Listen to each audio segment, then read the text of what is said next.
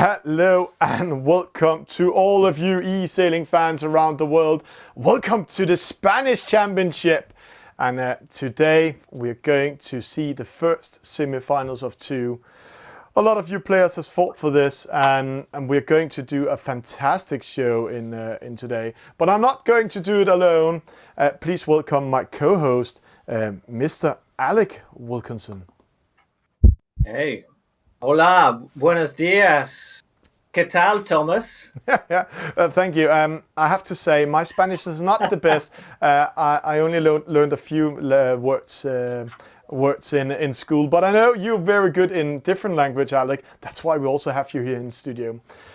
And what a show we're going to see today. We do our best between us. But what a show we're going to have today, Alec.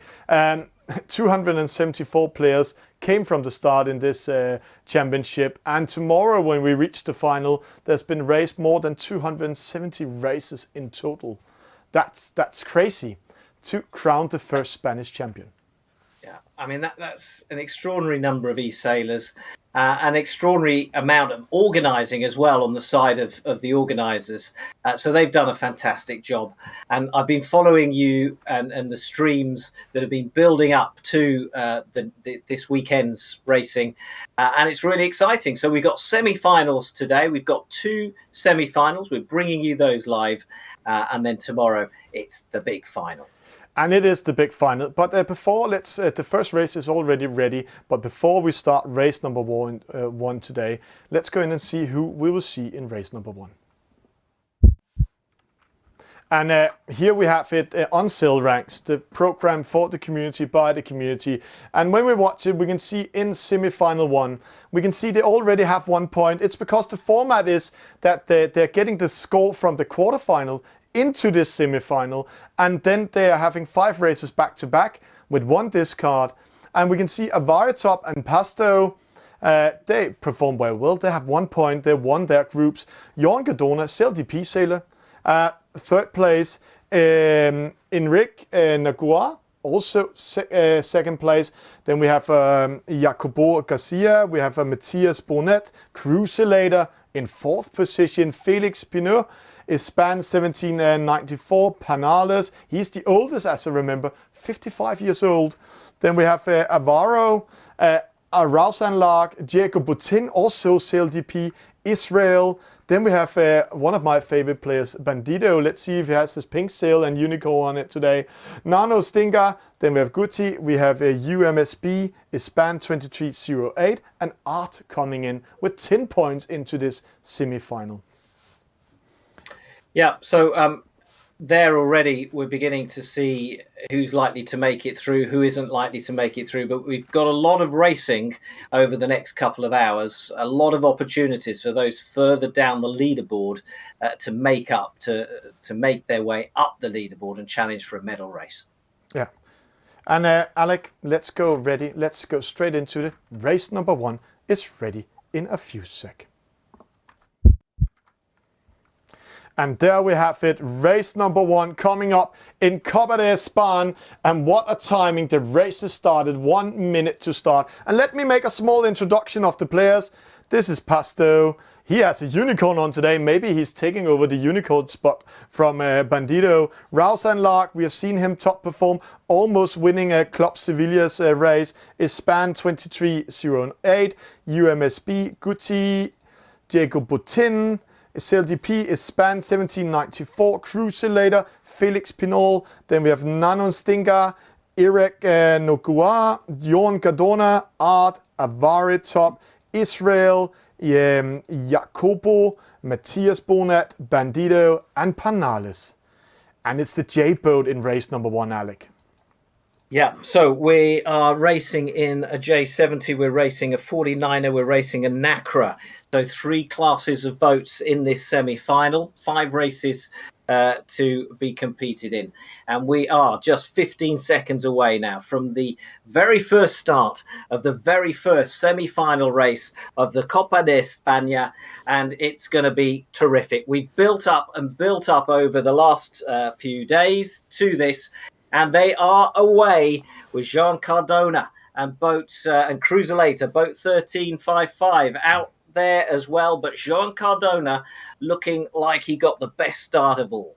And it's a very clean start we had, Alec, there. A very good start. A slow start. Rausenlark with a penalty. Diego Botin with a slow start also got a penalty. So those two boats need to battling them back. But this race is won and lost downwind. So being 70 meters behind from the start doesn't mean that much.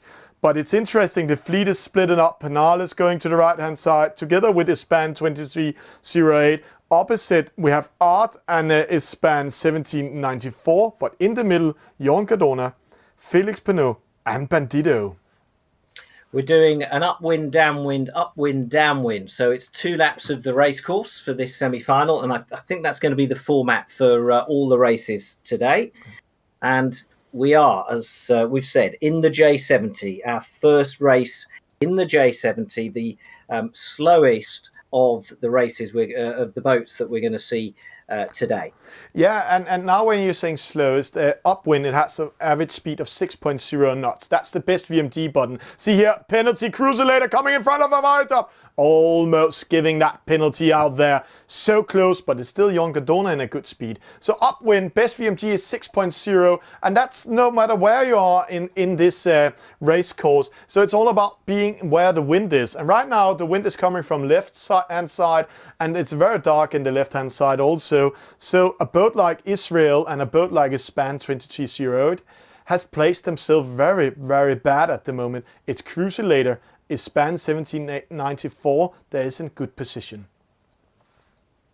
So a huge fleet, really, of 20 boats competing here. Alvaritop, we're just seeing heading the fleet into that top mark. Joan Cardona well placed as well. But it's going to be, if past experience is anything to go by, it's going to be a real mess of traffic up at this top mark as they all converge within a few seconds of each other, and we're going to see penalties galore. Yeah. It takes a steady hand and a steady nerve to get around the first mark on a fleet this big, and already a penalty there for Alvaritop. Yeah. He just got it. Yeah, Cruiselator leads Joan Cardona into the top mark. Cruiselator, one of Spain's top sailors. We've seen him in World Championship finals. But when we Joan Cardona, one of the top professional sailor. And actually, do you know what? That was quite tame coming into that top mark. Everyone behaved. Everyone stayed calm. But now the spinnaker is set.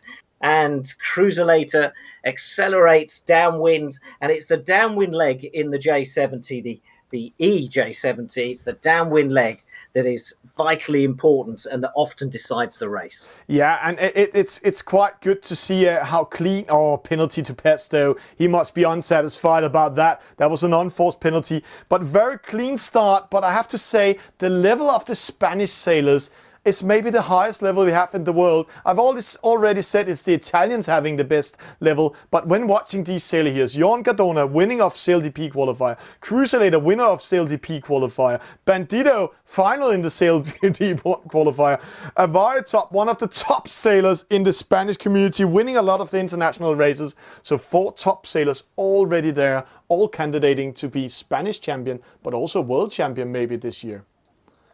Well, the world champion at the moment is Velista 71 of Italy, and only time will tell if that is taken from him by a Spanish sailor. But Cruiselator coming into this bottom gate, and Joan Cardona is round just ahead. There's a penalty there for Alvaritop. Again, his second penalty of this race. But did you see that rounding? Cruiselator first, he sailed in front of Avaritop that didn't manage to get away from it. He's got a penalty for sailing into Cruiselator, and then he used the rule of the inside turn because Joan Cardona was on the outside, and then Cruiselator actually penalized him, putting himself in the lead with more than 10 meters, putting Bandito in second. But Bandito, where is he? He's here in the red boat. That's pushing Joan Cardona and Avaritop away from the lead, so they really need to do some cool downwind action to be back. Great move by Cruiselator. So Bandido, isn't he normally the guy with the unicorn sail? He's normally the guy with the pink and the unicorn sail, but he's not a bandit with that one on. So today he's red and a number 5.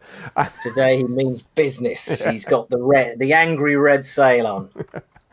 And last time we saw him race, we also saw him in the final switching into a pirate flag instead of the unicorn. And I know he's sitting at home having some fun. He's watching this while he's racing, I know it.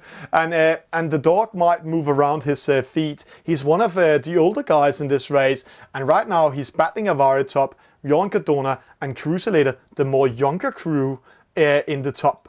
But it's top 4. They're moving away. Cruiselator, Bandido, Johan Cardona and Avaritop. But let's watch a little bit from behind. Up here, that's interesting. Gucci coming in the right-hand side. Interesting move. Yeah, but Cruiselator still looking good at this top mark. One more leg to go after this final manoeuvre at the top of the course. Avaritop in second.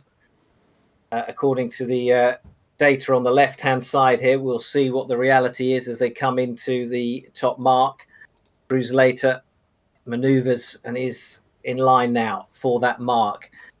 Johan Cardona will have to put in a few more tacks.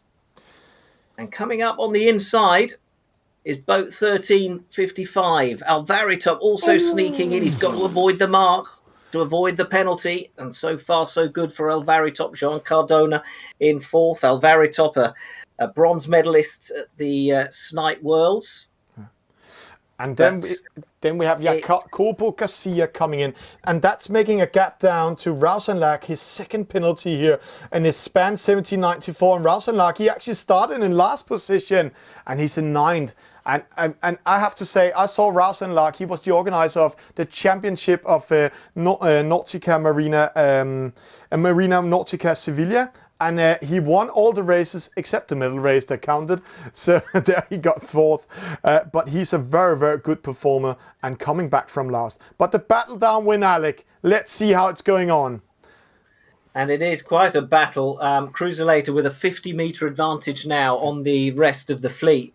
But it is still close for second and even closer for 3rd and 4th between Johan Cardona and Avaritop. We can see the finish line ahead of us between those two sort of light beams coming up out of the sea. That's where they're heading. And you can see our leader on the right-hand side with the blue sail. He should be clear. He should be the winner. But what about second place? Who's going to take it? It is so close between this guy, Bandido, and Johan Cardona right now. And let's not forget Avaritop just trying to squeeze in between them there.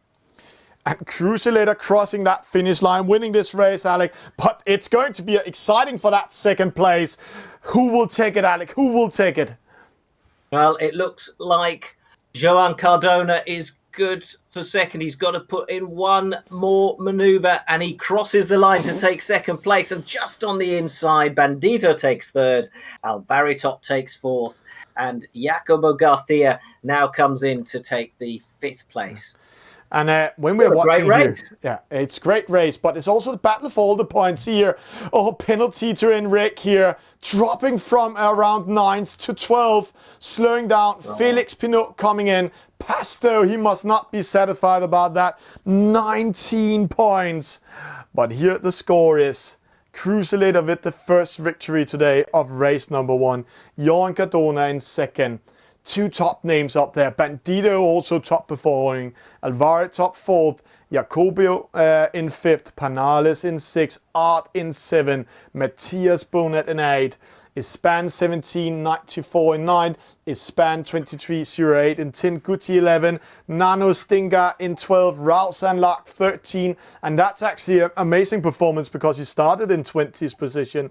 Felix Pinot, he is in 14th. In Rick, he got that penalty around 9th position, dropped to position 15.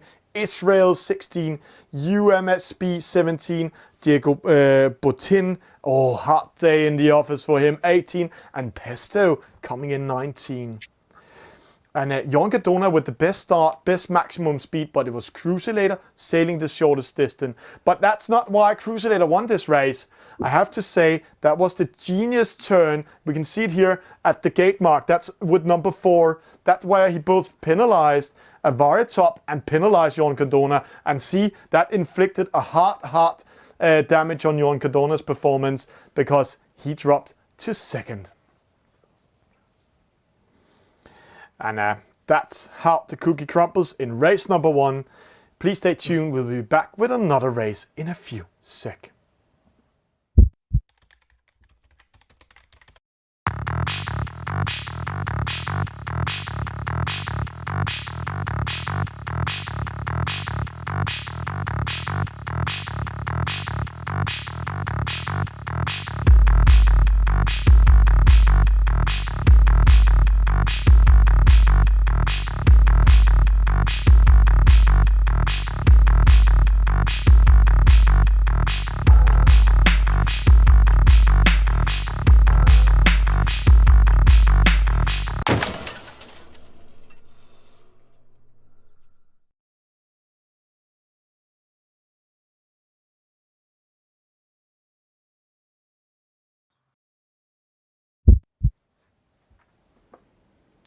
And Alec, what a first race we had. Really challenging the scoreboard. We can see here it's already upgraded. We are in Spain. They are such fantastic organizers of this. And see, one thing that's exciting to see is Pesto in 13. He came in as a winner of the quarterfinals. And he got last in the first race. Dropping to 13. That's exciting what we're going to see today. Yeah, and it just shows you how every race counts and every position within every race counts, because there's a lot of racing still to come. So Jon Cardona, who finished second in that first race, is now top of the leaderboard. But look, there's so little in it. There's just a point between him and second and third. And it tells you, I mean, the top 3 there were the first 3, weren't they, in our first semi-final race. So lots to sail for. Yeah, and also a very good format, because the points from the quarterfinal plus 5 races back to back, and then they discarded the highest score. So if you came in with 10 points from the quarterfinal and you top performed today, then you will move that 10 points and actually go into the final. And it's top 10 of this semi-final going in to the final spot in to win the Spanish championship, Copa de España. But Alec, let's go in and then see race number 2, what it's all about.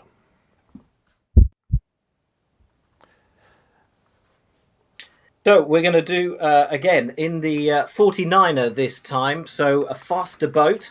It's upwind, downwind, upwind, downwind. It's your standard kind of Olympic type course. 2 laps, 2 upwind, 2 downwind, and you finish where you started.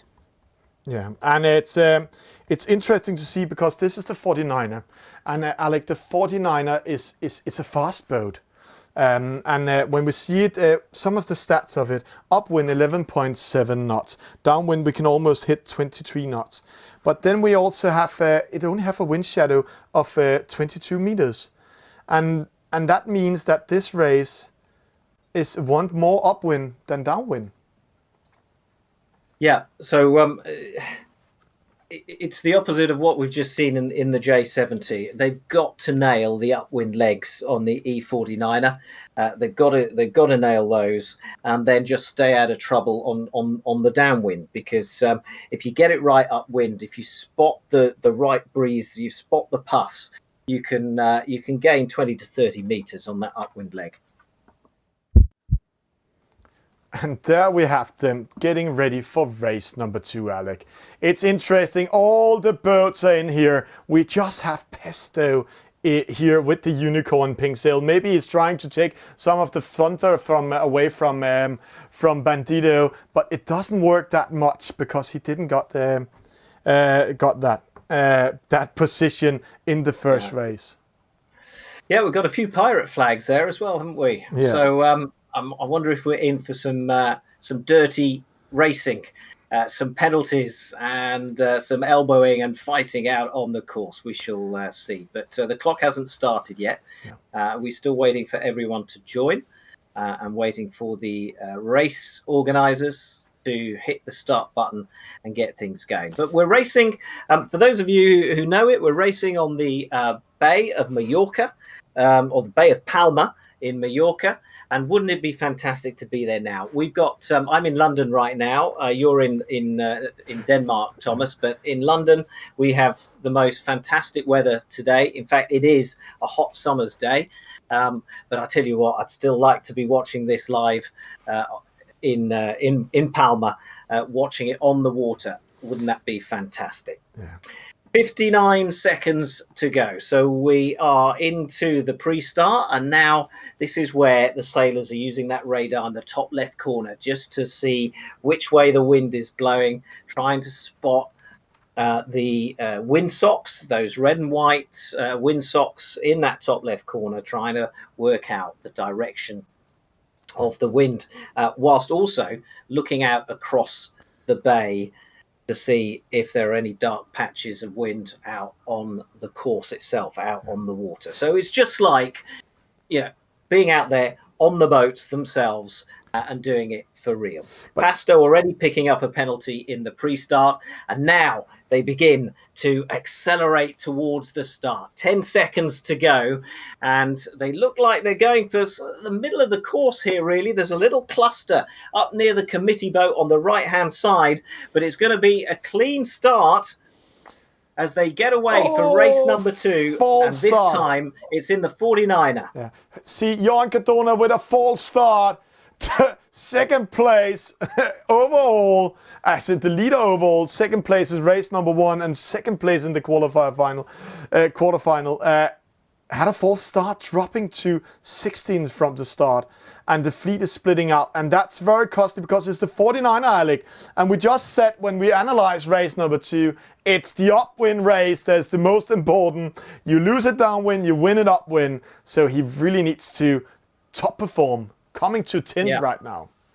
Well, it's a disaster for Jean Cardona. I don't think he was over early, though, because it looked like a clean start. So there must have been some sort of penalty inflicted on him by one of the other players. But anyway, the point where we stand is that Cruiselator, our overall leader, is out in front and leading this race once again, showing his class, showing his quality. Can he be reeled in? Can they hold on to him and not give him any distance, any advantage? We saw in the previous race just how ruthless he can be when he needs to be.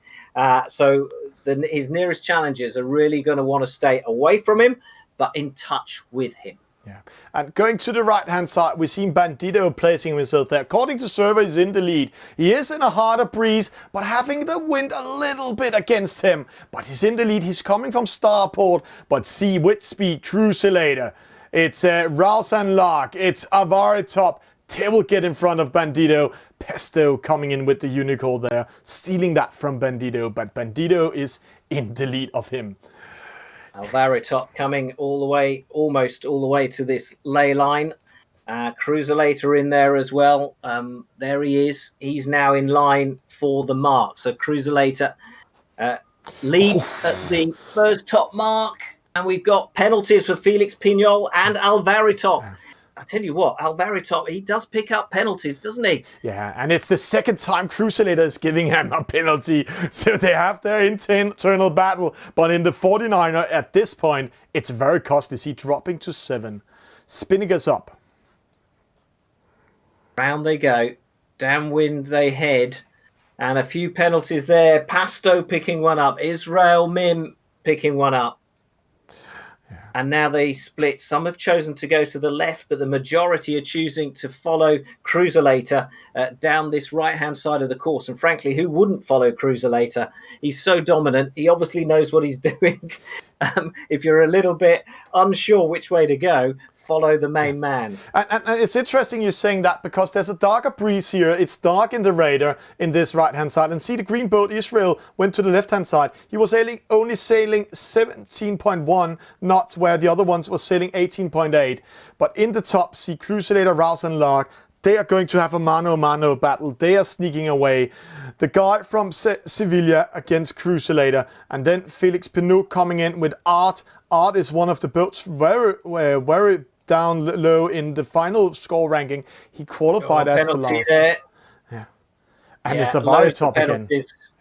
In the middle of the fleet. Alvaritop again. USB and Varitop now fallen right back down to 12th place. Yeah.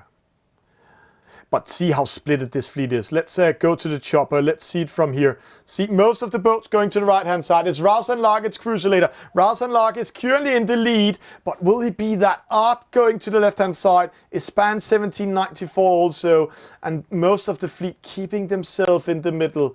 And then let's see, where did Avaritop go with that penalty? There he is in 13. That's the unlucky number he has at the moment.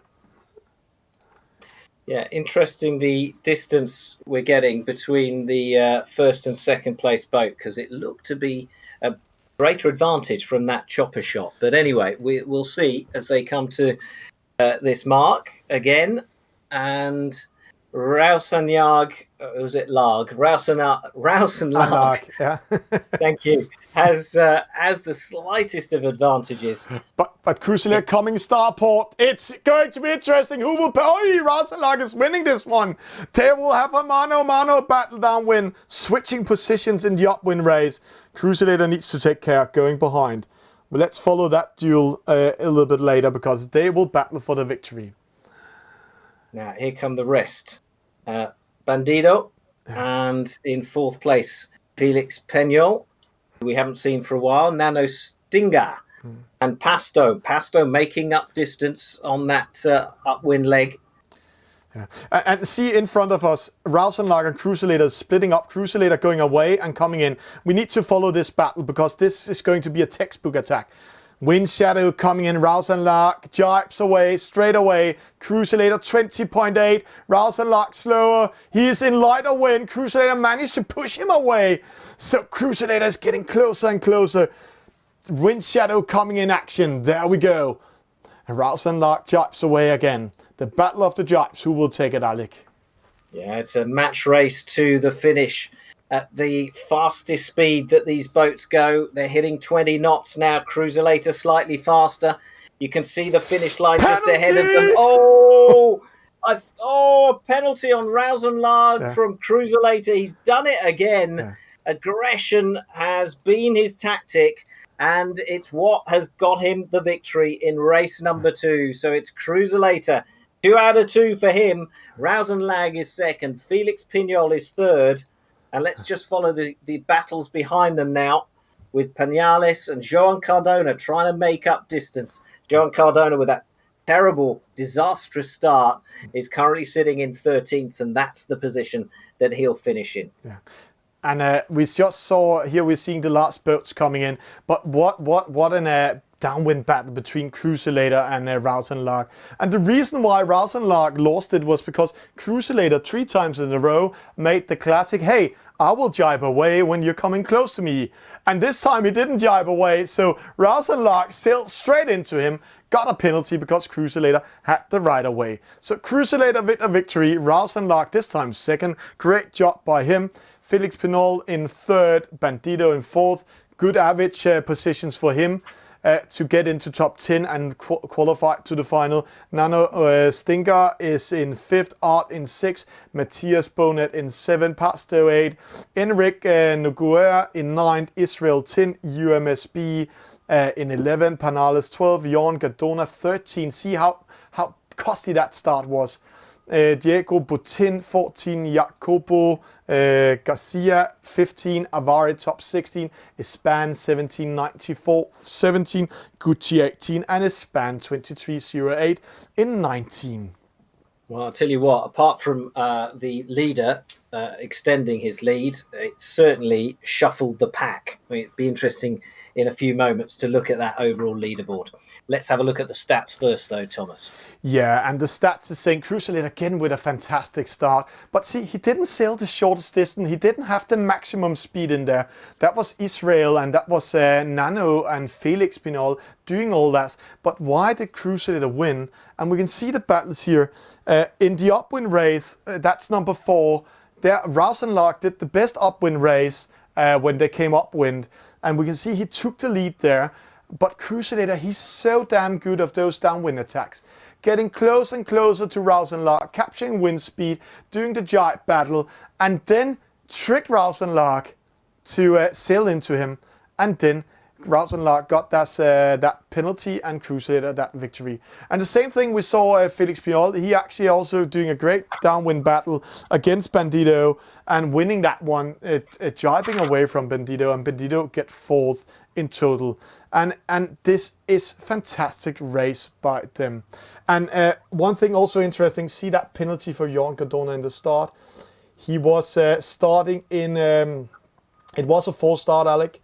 He started in last, and then he came up, and actually in the upwind race again, he won fantastic positions, and then he was so lucky. A lot of boats got penalties at the top mark, and there he won his 13th position, came from 16 to 13. Great stuff, and we will be back with race number 3 in a few seconds. De ánimo o un aplauso puede dar una fuerza inimaginable. Por eso ahora, todo nuestro apoyo va para ellos.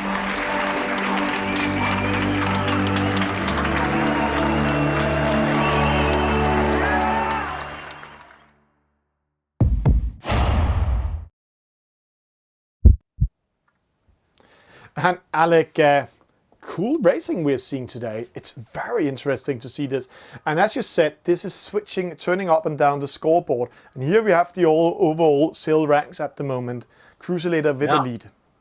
I'm just looking at that. So, I mean, he went into that second race with a 1-point advantage, and now he's got, a 9-point advantage. So that second race may be what has decided this whole championship. But we'll see. We've still got plenty of action to come. Bandito now moved up into second place. Joan Cardona, a disastrous result in that second race, but he's still holding on to that podium position in third, and really only 2 points between him and Bandito.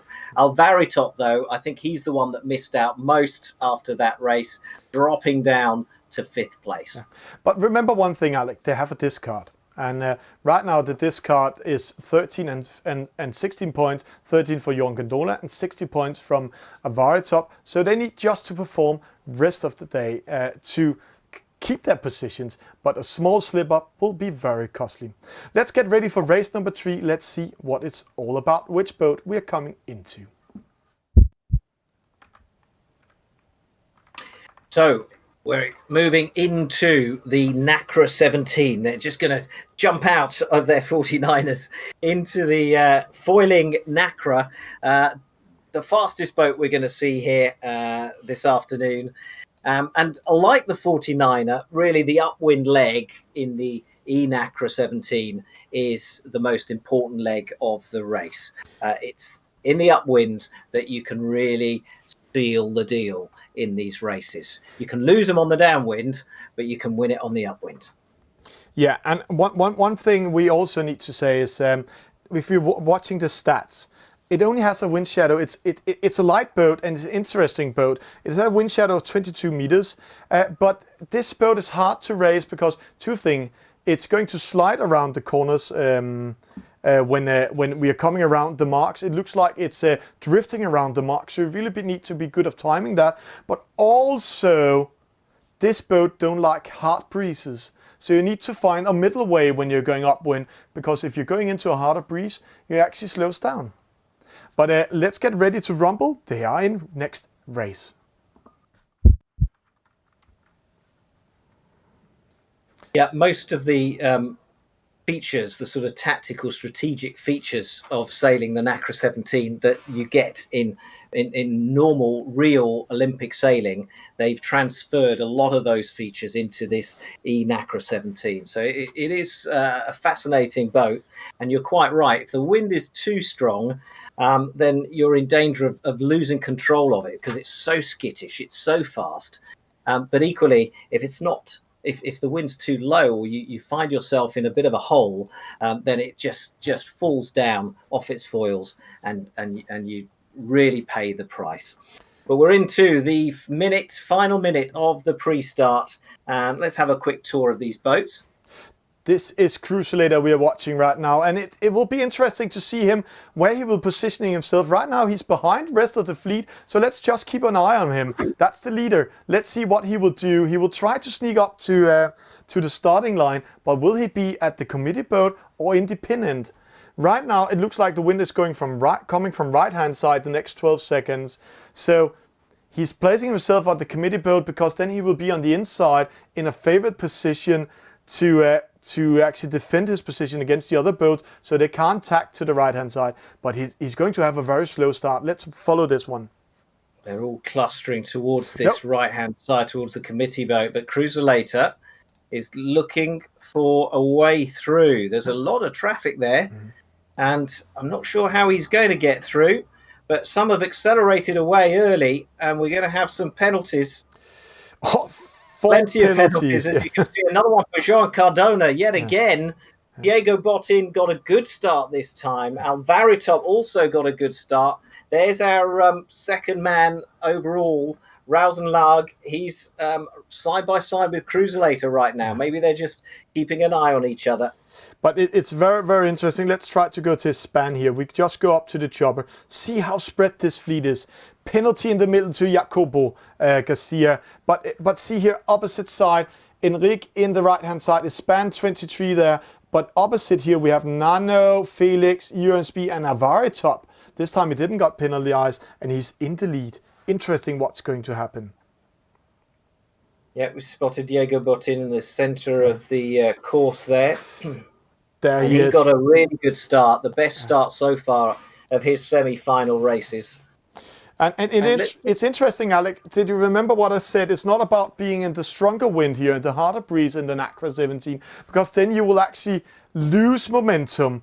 And right now we have some boats over here. They're very hard breeze, but the leading boat and Rausenlag and Pesto, they are in medium wind. They are in between two wind salts, harder breeze and a lighter breeze at the moment. So they're catching medium wind and sailing a shorter distance than the others. Bay of Palma looking pretty dark in that top left radar. We'll see how the breeze develops, but right now let's focus on the top mark as they complete the first leg of the third race of the Copa de España semi-final, and it's Diego Botin, the SailGP professional sailor, who leads them round that top mark ahead of Pasto, ahead of Felix Pignol. A few penalties handed out, one to Rausenlag and one to España 1794. Not a good move from Rausenlag, and that will cost him dear. Where's Cruisulator? There he is with the one on the blue boat. So well down the fleet right now. And Alvaritop here had this private battle today. Alvaritop just sailed into Cruisulator, caught a penalty and dropped to 17. So once again, Cruisulator penalizing Alvaritop. That is going to be it. But see here, sailing like pearls on a string, going downwind. And none of them will be in lighter wind. They're following the leader, so they're not losing their momentum. But Rausenlag, we talked about the penalty in the top. He got it from an unforced penalty. He hit the mark, but it's also a hard boat to steer around the mark. Just see their art losing a little bit momentum. Yeah, so what's that? 3 penalties that Cruisulator's inflicted on Alvaritop now. One in each race. That's 40 love in tennis terms. Right, let's just get an idea now of where's Diego Botin. Let's find our leader. He's there. And there he is. So he's gone off slightly to the left-hand side. He's now coming back in towards that bottom gate. But it's interesting to see what the others can do, because Pasto and him, there's only 4 meters in between them. And Diego Botin going in front of him. See there, throwing dirty air, controlling him. Straight away, Pesto needs to attack away, but every time he attacks Alex, see, he's losing momentum, he's losing speed, and we can count to around 7-8 before he's in maximum speed. So that's good call by Butin. But see the battles here. 4th, 5th, 8, 10, and 9. They are close to each other, and with speed, Felix Pinol, Rouse and Lark coming in. And here we have 2 rules in the mark rounding zone. The rule of the inside turn. Felix Pinol has that for Rouse and Lark, but the 2 other boats are coming from Starport. So that's the rule of Starport coming in. Rouse and Lark takes it. So good racing by him. 4th position. And rest of the fleet coming in here. Whoosh. Such a fast speed. And there's Bandito. So I thought they all did really well there. They were coming to that so fast. They control their boats. They managed to get round. But look at this as they head off downwind for this time again, for this second time, down towards the finish line. Diego Botin and Pasto. And Pasto, yes, I just couldn't quite work. I thought, anyway, and Pasto in second place. And Diego Botin is going to have this. I can't see Pasto closing that 40 meters on him. So a victory at last for Diego Botin. He's had some poor results so far, but he gets the victory. Pasto second, Felix Pignol in third, and Rausenlag is 4th. Now, where is our overall leader, Cruiselator? 12th. He is well down in the middle of the fleet. So that was a very costly start for him. And Avaritop with that 3rd penalty by Cruiselator coming in 18. That will give him 16 points when the discards come in. So that's one of the most costly races for Avaritop. One of the top performers. But Diego Botin with a victory. Pasto in second. Felix Piol in third. Rausenlark 4th. Panales 5th. Nano Stinga in 6, Matthias Bonet in 7, Jon Gardona in 8, Crusader, oh, he sneaks into 9. He just managed to take that 9th position. Span 1794 in 10th, Art in 11, Bandito 12, UMSB 13, Enric is in 14, Israel 15, Span 2308 in 16, Jacobo Garcia in 17, and Avaritop. Those battles with him, Cruiselator, is so costly for him. 18 position, and Guti getting in 19.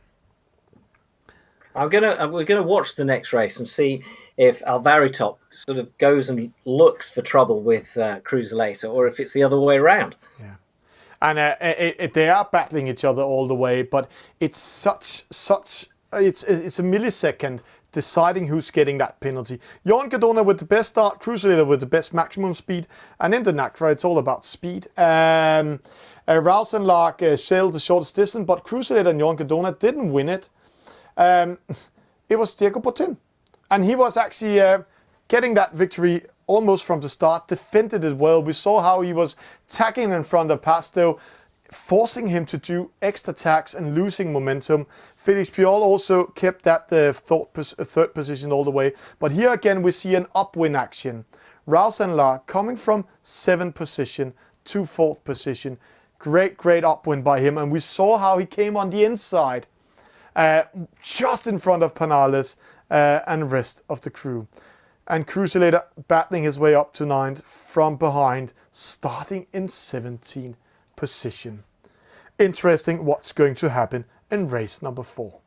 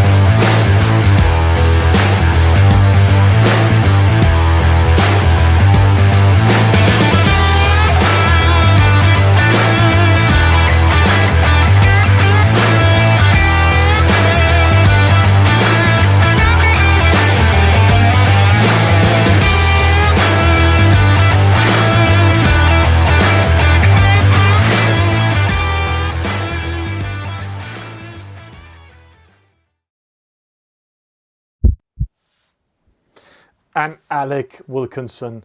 That was race number 4, the NACRA 17. And now we're going to start again with a J17, but see those stats we have here. Again, changing. First of all, Cruiselator's advantage has been cut back to, 4 points now. Felix Pignol. So he's moved up into second place. And that, we were talking about consistency earlier. So Pignol has now managed 2 third-place finishes. And that has seen him move into second place on 10 points. Then we've got Pesto with 11. Joan Cardona slips down yet again to 4th. Rausenlag stays in 5th. And also I was looking for Diego Botin down there in 11th place. Yeah, so he's trying to claw his way back up. But there's, a good 10 or 14 points between him and the leader. And one thing we need to remember is the discard has come in now. So they have been discarded for the worst result, and so it will be in the rest races. So the points they're getting now is so crucial, and it's all about being in top 10 to qualify to the final. So it's interesting to watch number 9, 19 points. That's Nano Avara top in 10th, 21 points. Diego Botin, 22 points. Jacobo, 23 points. Art, 23 points. Ispan, 70, 24 points. And Enric, 25 points. And that's very, very tight racing we're going to see here, Alec, because all of them can qualify in top absolutely. 10. Yeah, so we've got 2 races left in this for this fleet for their semi-finals. So, yeah, I mean, there's still plenty of racing to go. I mean, I think it's almost as if like the top guy is going to be Cruiselator. So you'd have to have a disastrous couple of races for that not to happen. But really, the battle is on between everyone from second all the way down to potentially down to, I haven't actually worked out the maths, but certainly down to 16th, 17th place? 17th will have a chance still. 18 and 19 are in a hard trouble. But let's get ready to analyze race number 4. This is race number 4 we're going to see. And Alec, it's going to be a J-boat again, a J17. And opposite, as we've been talking about, this is all about your upwind race. You win it in your downwind race. You win and lose it downwind. It's all about how good you are to attack with this boat and reading the wind intelligence downwind. It's a slow upwind, 6 knots upwind. Yeah, so the slower boat out of the fleet that we're watching. And the downwind leg far more important than we've seen in the other 2 classes of boats here on the Bay of Palma in Mallorca. I keep sort of dreaming that I'm there watching the glittering sun on the sea, and we would be in full regatta season, of course, right now under normal circumstances, but we're not. But we still have this really enthralling national championship coming to us from Palma, and that's good news. And Alec, while we are speaking about sun and beaches and everything, I have to say, let's make a little bit fun while we're waiting with the others. Alec, he is from Britain, and you all know what happens to British people when they get too much sun. Then they look like that's great, but that's okay. They're getting all red, and we go the same colour as this graphic in the corner. That's the red colour. Yeah. No, it's cool. And Alec, anyway, I don't know why I'm taking this from someone from a Dane. Can you see the color, Alec? There's a huge difference. I'm already getting brown here in Denmark because the summer is always hitting us. But I'm just saying, great races. We're seeing 2 races left. This is race number 4 coming up, and the most interesting part is here: a small slip up will be so costly for all of the players. It's all about being in top 10, and most of them, except Cruiselator, had a high discard. Rest of them have been having a high discard removed, so they need to perform now. I want to see how Jean Cardona does in the start, because he's messed up, I think, all 3. Certainly two out of the 3 anyway that we've watched. He's done badly in. Remember, he's a professional sailor, hugely experienced, as many of these guys are. but we've seen him do really well in the eSail GP. We know how engaged he is in eSailing, so we'd expect him to have a calm head and to have tactics that he knows inside out for the start. Yeah, and let's get ready for race number 4. And there we go. And Alec, you had a wish. Here we have the leader, Cruiselator, in the picture. But let's try to follow Jon Cardona. He's so close to the leader, making a little bit teasing about him, sailing around, just saying, hey, I'm not afraid of you. Here I am. It's the J-boat. I know I'm normally a foreign sailor. I sail DP, but I'm ready to take on the challenge. And see that image he has there. 3 heads, small heads, with the hair up in the air. So let's see how it goes.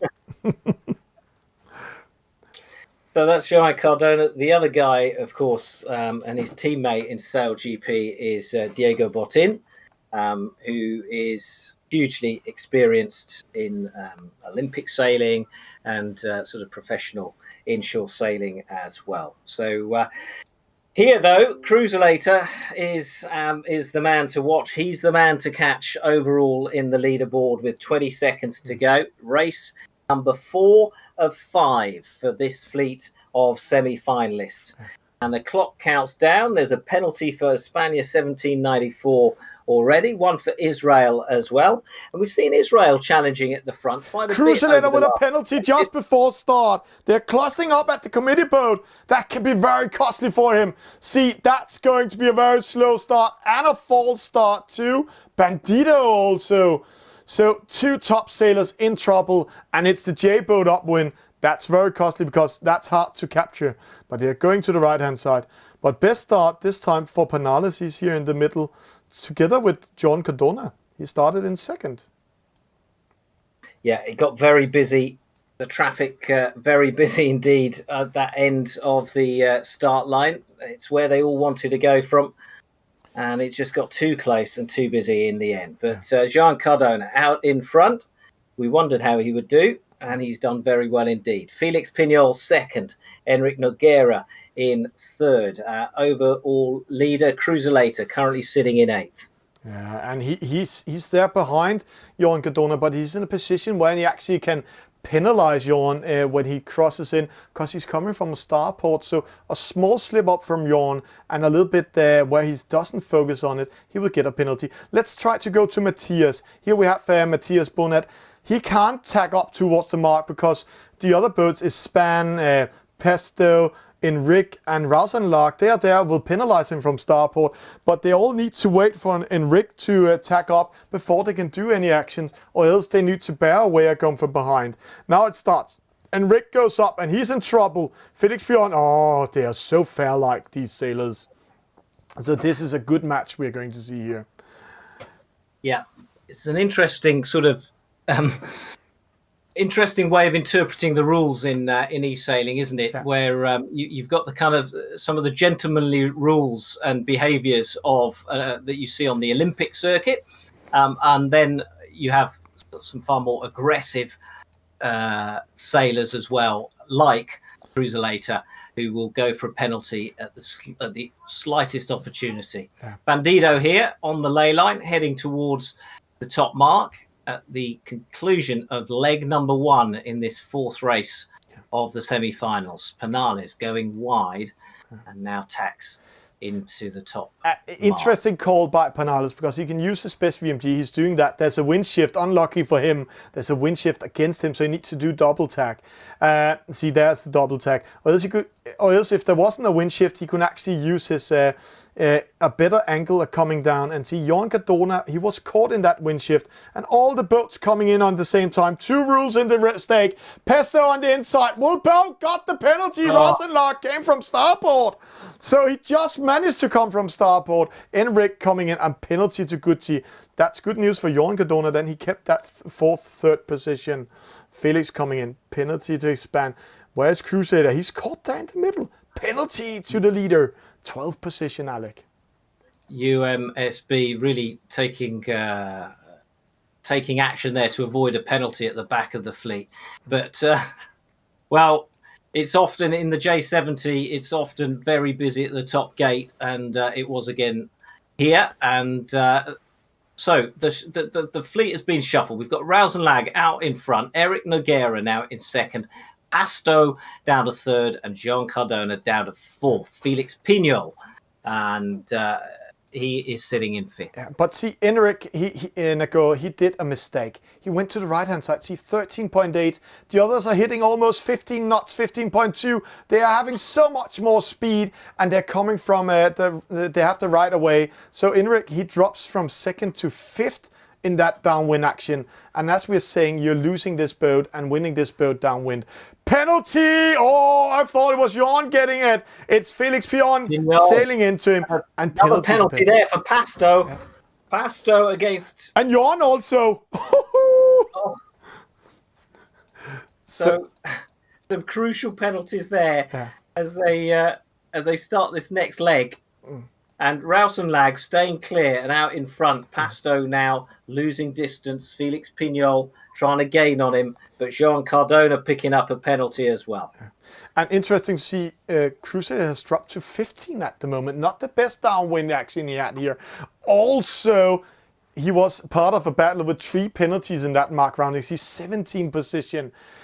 It's such a close race from 14 to 19 position, but also from in between the 2 leading boat. But again, 3rd, 4th, 5th, 6th position, almost side by side. So interesting what's going to happen, but it's a good race by this, the boat from Sevilla, Rausenlag. He is in the lead at the moment, and he's going to take a victory if he doesn't make a mistake. But Pesto will try to capture him. Even conditions across the course. That's why you can see them all together. They're all agreeing on where that breeze is. And we go in. Enric, see, he dropped to 5th, not the best. Joan Cardona, he caught in the middle. It's like if you're drawing a square around these 5 boats, 6 boats around him, then Joan, he will actually be captured, and he might be captured where he will get a penalty from starport. And we're going to see a huge battle here. Pesto coming in. Will he get a penalty by Rausenlag? This is side by side. Pesto bears away, going behind. Whoosh! Such a close call, but Rausenlag is winning this one, going to round that top mark first, but they will have a mano-a-mano battle downwind, Alec. Yeah, it's going to be a very close and dramatic final leg. Rausenlag going to round the mark in the lead, but it's hardly anything in it between him and Pasto. And that was a terrific move. It was a sensible move from Pasto because if he'd picked up a penalty, that would have been his chance of winning over. But he just ducked down behind Rausenlag and is now ready to pounce on that final downwind leg. Felix Pignol in 3rd yet again. He's getting used to that position. Joan Cardona in 4th. A penalty for Penales at this mark now. And we've got Alvaritop moving up into 5th place. But there is some distance between him and the leading 4. But see who's here. 12th Crusader. He needs to battle the 2 boats in front of him, so he at least gets 10th. But he is in 12th position, and that will be very costly for him going into the final. But let's see here. Let's just go up and see the leaders. They actually can battling, but it looks like they're satisfied about the position. Rausenlag going to the right-hand side. Pesto in the middle. Felix Pion, he's under attack by Joan Cardona. They are battling for 3rd, but it looks like the winners are happy with that win and 2nd position. Great job by them. Rausenlag with a victory. And Pesto will get that 2nd, but who will get 3rd? See the battle, Alec. Yeah, so Joan Cardona and Felix Pignol fighting it out for 3rd place. It's Joan Cardona, the SailGP and Finn sailor, against Felix Pignol, who in real life is a laser sailor. And at the moment, Pignol, I think, just has the advantage, but Joan Cardona coming through. Oh, and he inflicts a penalty on Pignol to take the 3rd place. Oh. Amazing. And that's the difference between eSailing and real sailing. And there we have Matthias Bonnet also coming in, just going in front of Nano. And then we have a huge gap for the next fleet coming in. See here, Diego Botin is part of that. Cruiselator in 11. Will he take 10? I said he needs to take that 10 position, and he managed to take that 10. Great downwind action by him, but it's still 10 points, and that will be his highest discard coming into race. Art 18, Israel losing this race. Cruiselator 17th. Wow. And there we have the confirmation. It's Rouse and Lark. He's with a victory. The boat from Sevilla. Pesto in second. Jorn Cardona in third. Great win by him just on the finish line. Felix Pion in fourth. Avari top fifth. Great comeback. This time he didn't get a penalty by Cruiselator, and he got a top position, but Cruiselator got a penalty the opposite way. In rig 6, Jacobo in 7. Matthias Bonet 8. Nano Stinga 9. Cruiselator 10th. Managed to win 2 position in downwind. Ispan 2308. 11. UMSB 12. Gucci 13. Jacobo 10. 14, Bandido, 15, Panales. And as I remember, Panales came into this semi-final as one of the winners. In 16 is Spans, 17, 94, 17, Art 18, Israel 19. And Small watching the sky. Well, that kind of mixes it up a bit, doesn't it? I mean, Joan Cardona, I suppose, largest number of jibes, but shortest distance sailed, which is interesting. Yeah. That's a lot of manoeuvres from Cardona. But it was aggressive maneuvers. He made them to attack and win his position. And when we go in and see here, we can see he won it in that downwind action to the finish line against Felix Pinol. And that's great win. Rouse and Lang, he won it upwind. We can see it again, that mark rounding down there. Pesto lost it, Rouse and Lang won it. And the best victory in the downwind action is Jacobo, Garcia and Cruiselator, winning 2 positions, and the biggest loser from the top mark and down was Panales. He dropped from 8 to 16. Very costly drop by him.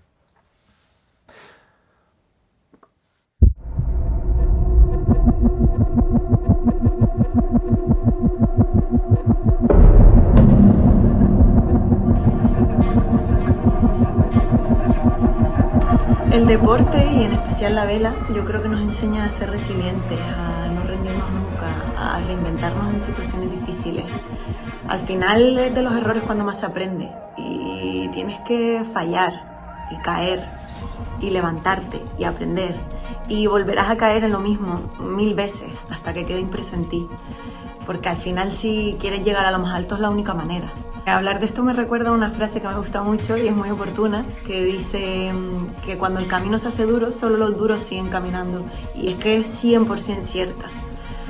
Al final, yo creo que a mí lo que me empuja a esforzarme y a trabajar duro día a día es, bueno, la ilusión de conseguir mis objetivos, claro, pero también el poder compararme con mi yo de hace unos años o incluso hace unos meses y poder apreciar la mejora que he conseguido en mi performance, ¿no? o en mi estado físico, aunque sean cosas muy pequeñitas.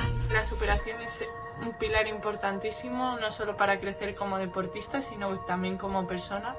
Al final, conseguir convertir una caída en un aprendizaje es lo más importante, es lo que te da fuerza y lo que te da más conocimiento para seguir hacia adelante. Creo que lo importante es ser consciente de que en el camino, que es muy largo, siempre va a haber algún momento de bajón y que hay que sobreponerse a esa situación y salir con fuerza.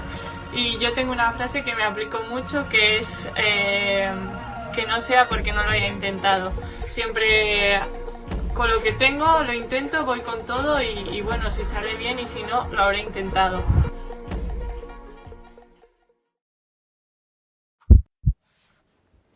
And Alec Wilkinson, everything's turning upside down, and that position for Crusader gave him 9 points because he had such a high discard before. So see the stats again. We've been talking him up, hadn't we, over the first 2 races?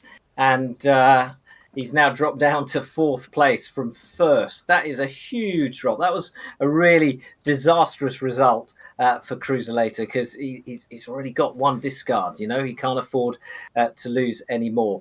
But what a great performance from Pasto. 2 second place finishes in the 3rd and the 4th race has seen him go top of the leaderboard just ahead of Rausenlag, and he's been consistent as well. He won race 4. He was second in race 2. He's been challenging pretty hard all the way through. So Felix Pignol still hanging on in third place. He finished 4th. He's had 2 third-place finishes. I keep saying it. It's all about consistency. Yeah, and the most interesting part here is I can say right now, Pastor, Rausenlag, Felix Pignol, Cruiselator, Johan Cardona, they are secured going into the final tomorrow. But which position will they get? Because a victory gives 1 point to the final, second place 2 points into the final, fifth place 5 points into the final, and that would be very crucial to get as low point as possible turned over to the final. But we need to see that battle for that 10th position. So just to confirm what you've said, so the top 5 have qualified now for the final. Yeah, okay. But position 6, 7, 8, 9, 10, 11, 12, 13 and 14, all of them can lose this and don't qualify to the final. Okay, well, the points are really close, aren't they? Yeah. Just, 3 points between... I'm looking at a very small screen here, which is why I'm squinting. I think it's 3 points, isn't it? It's 3 points. From 25 points to 28 points. So it's so close. And let's just look at some of those names, because these are the ones we need to keep an eye out for. So Alvaro Top, is that Matthias Bonnet? Yeah, Bonnet. Bandidos, Anales, Nanastingo, Jacobo Garcia, and Eric Nogueira as well, and Art, and Diego Botin as well. We'll see. Yeah, we'll see. And Alec, we need to see race number 5. It's coming up in a few seconds. Here is what we're going to experience. So final race is going to be in the 49er, our second race in this boat. As we've discussed, the advantage here really is getting a good upwind leg. Do that and you're in with a chance of winning. You know, if you find the right breeze and if you race it right upwind, you can gain 20 to 30 meters on your competitor who hasn't quite sailed it as well. But otherwise, it's upwind, downwind, upwind, downwind. So 2 laps, as always, and it's race 5 on the Bay of Palma. And here we go, race 5 coming up. Well timed here, and right now in the picture we have a pirate flag up, and that's one of those battling for that 10th position, and that's Matthias Bonnet, and he's currently in 6th position, but he's only 3 points ahead of the 10th position, and that's Nanostinka. So 3 points in between position 6 and position 10, and there's 8 points to position 14. So a bad performance and you're out of top 10. So a great battle coming in there, and that's what it's all about. Race number 5 back to back in this semi-final. Top 10 will go into the final tomorrow. Now, let's see how they have set up the course. You can see, you get a good aerial view from that radar on the left corner. You can see the breeze coming in, and there's a wind shift coming in now. We're going to be heading for this committee boat end, I would say. That's where the bias is. As they begin to accelerate away, there's a few boats on the right there that have gone too early. And now they've stopped and they've speeded up. Penalties galore as they jostle for position. Pasto out in front. Joan Cardona as well. España 23.08. But Rausenlag with a penalty. Enrique Nogueira, he's challenging for a top 10 place. Penalty for him and a penalty for Pasto. Yeah, but see here, Cruiselator, he doesn't matter. He will only get 10 points with getting last here in this race. For him, it doesn't matter. But we need to follow a guy. Where is Jacob Botin? He got a penalty in the start. He's there. He's in 10th. Avaratop in 15. And then we have Panales in 18. That's players fighting for that top 10 position. So what a bad start for them. This might be costly, Adlik. They maybe be out of the championship now.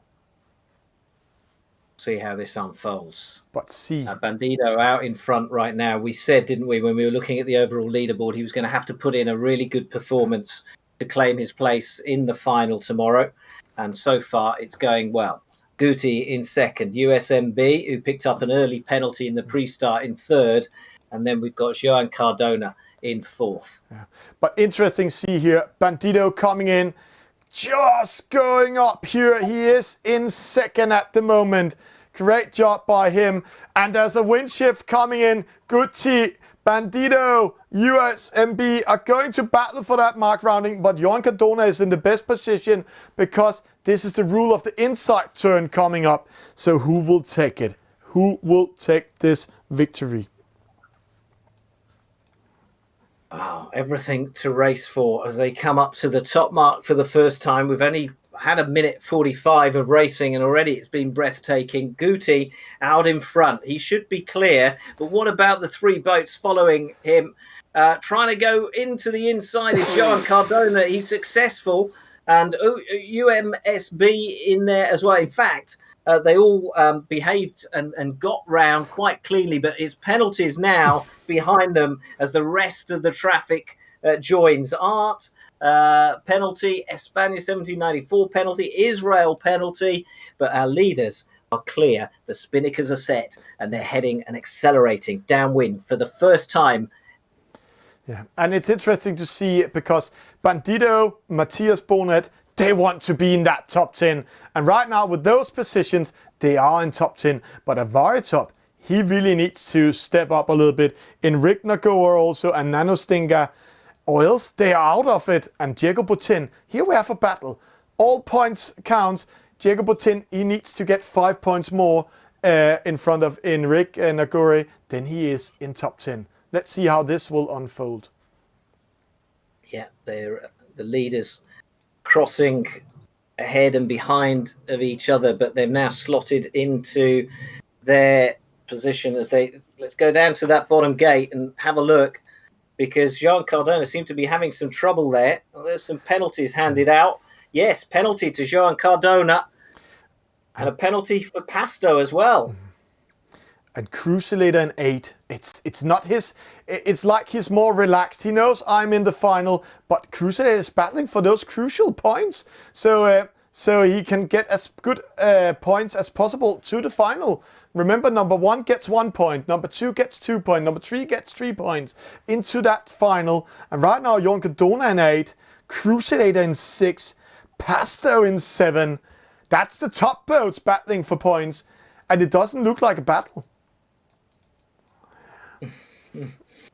Bandido out in front, head of Guti. We've got 5 more races to go after this. Fleet number 2 will be starting their semi-final racings in just a few minutes' time, and we'll be bringing you that live as well.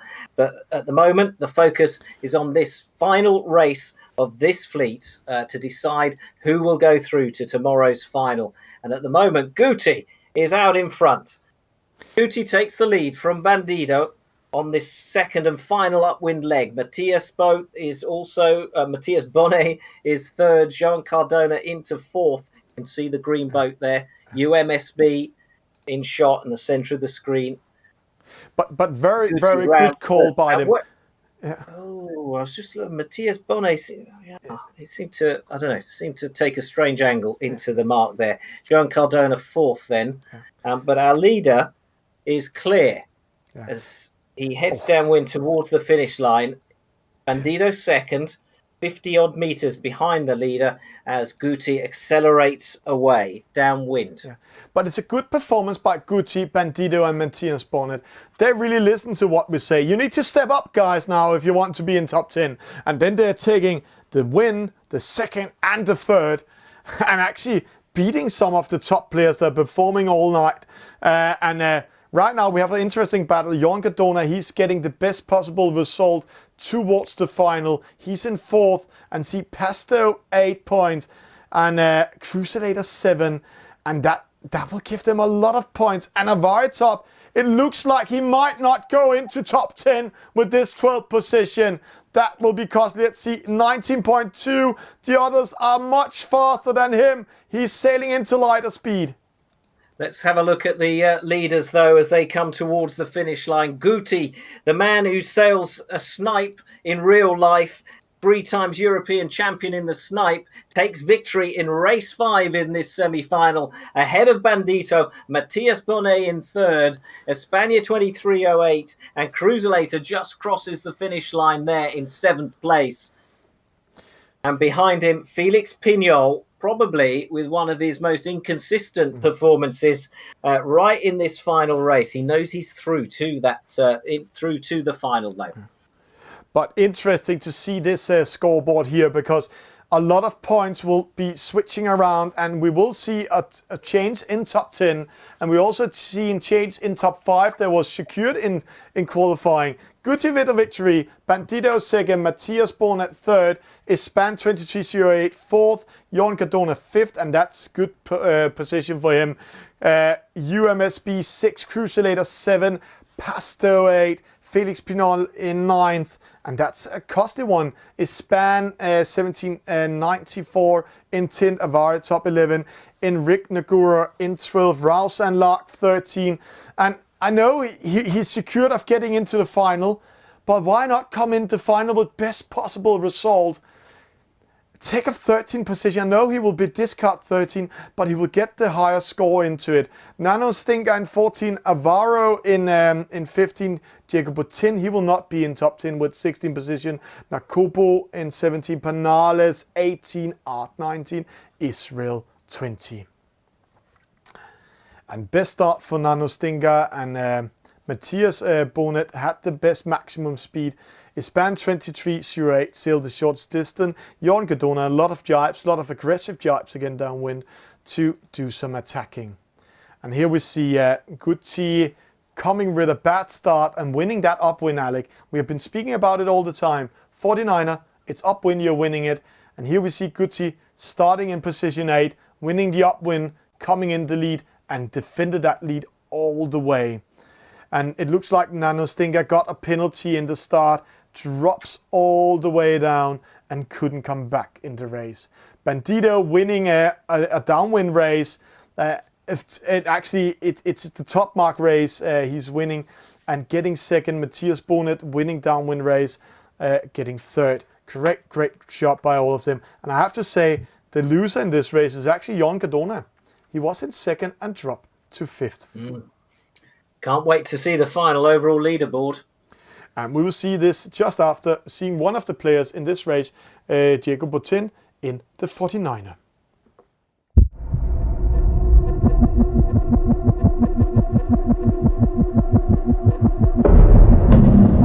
Hola a todas y a todos. El trabajo en equipo en campañas olímpicas para alcanzar objetivos como el de ganar una medalla es fundamental, ¿no? El hecho de que el equipo de administración, el equipo de dirección, el equipo multidisciplinar, el equipo de nuestros entrenadores, todos rememos en la misma dirección, yo creo que es crucial, y sin ello es imposible llegar.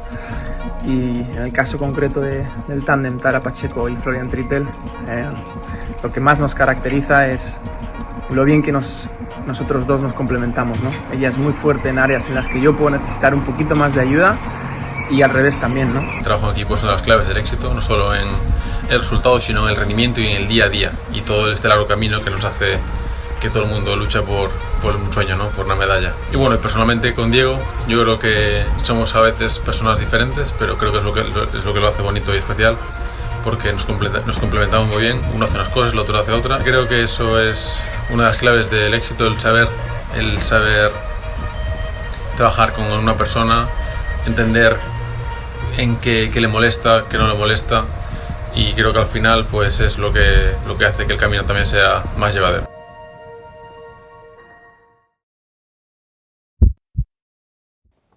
And Alec Wilkinson, what a fantastic race we had here. All of you out there, it's going to be very exciting. We are having the scoreboard with us in a few seconds. But Alec, what a race we just saw. Yeah, I mean, it was very exciting. I mean, all 5 races have been terrific. And, you know, we started this semi-final for the fleet thinking, wow, Cruiselator's really on form. You know, he's inflicting penalties left, right and centre. He's winning races. But it hasn't all gone his way. Terrific result from Guti in race 5. Bandido finally getting himself a top three or a second place finish, because he finished third in the first race as well, and that will be crucial. But Joan Cardona and some of the others, I think you're being a little bit tough on them by saying, the top five had qualified, so maybe they took their foot off the gas. It takes a lot of concentration to race at this level, and they were on race 5. They knew they qualified, and I think however hard they wanted to compete, even if it wasn't intentional, it's quite hard to keep your foot on the pedal all the time. But they made one big mistake, Alec. And we have to remember, if you're winning this regatta, top 10 goes into the final. Number 1 gets 1 point into the final. Number 2, 2 points. Number 3, 3 points. So if you took the foot too much off the pedal, you're actually getting more points into the final. And that could be very costly in this high level, because the final format is only 3 races. And then it's top 10 going into the next. So that's very stupid if they made that. Let's go into the scoreboard. I know a lot of the viewers are waiting for it. So let's go in and watch the scoreboard. And there it is. Wow. Joan Cardona, in the end, qualifies in first place. Pasto is second. Bruselator, in the end, third. Just 2 points between him and Joan Cardona in the end. Felix Pignol, fourth. Rausenlag gets in fifth. Matthias Bonnet in sixth, the man who finished third in the last race. And Bandido in the top 10 in 7. Alvari top 8th. Nano Stinger in 9th. He's a young sailor. Enric Noguera in 10th. So just missing out. Panales, who, look at his results: a 5th, a 6th, a 12th, a 5th, a 60th. So, disappointment for Panales. It was all about lack of consistency there. Jacopo Garcia misses out as well. And Diego Botin, the Sail GP sailor, fails to make the final in his national eSailing championship. He will be so disappointed at finishing 16th. But Guti, who won the final race, ends up out of the running in 17th. Yeah, but I have to say, if just a player like Panales just put a little bit more speed on that boat and came in 17th, then no, he had to come in 16th position. Then he had come into the top 10 instead of, because Enric Noguera, he qualified in second place. But see, he qualified from the qualifiers, Enric Noguera, with 2 points. That means he got second in the qualifiers. Avaritop, he won his qualifier final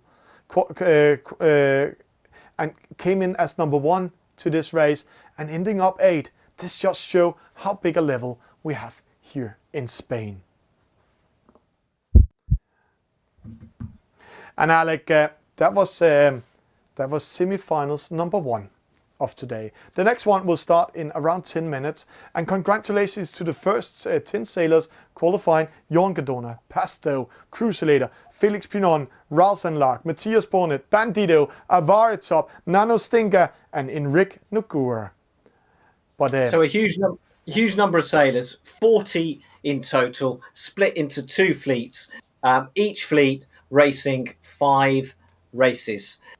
We've had the first set of 5. So the first fleet, we now know we've taken the top 10. They're going into tomorrow's final. And the next 10 will be decided in our second semi-final that will be with us live in just a few minutes' time. Yeah. And after this small commercial break with some of the sponsors and also some of the cool videos from the Spanish Federation, then we'll be back with a second semi-final. And it's going to be very exciting. Top 10 from there will also go into the final tomorrow. So please stay tuned. We will be back in around 8 minutes.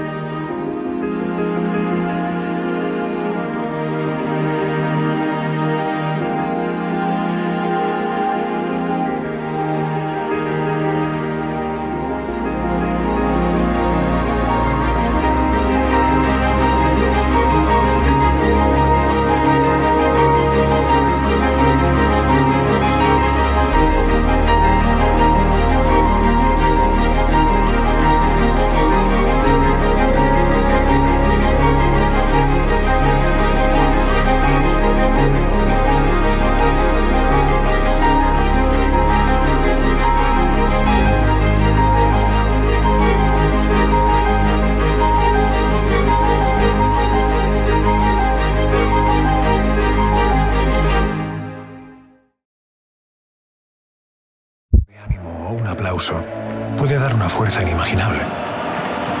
Por eso ahora, todo nuestro apoyo va para ellos.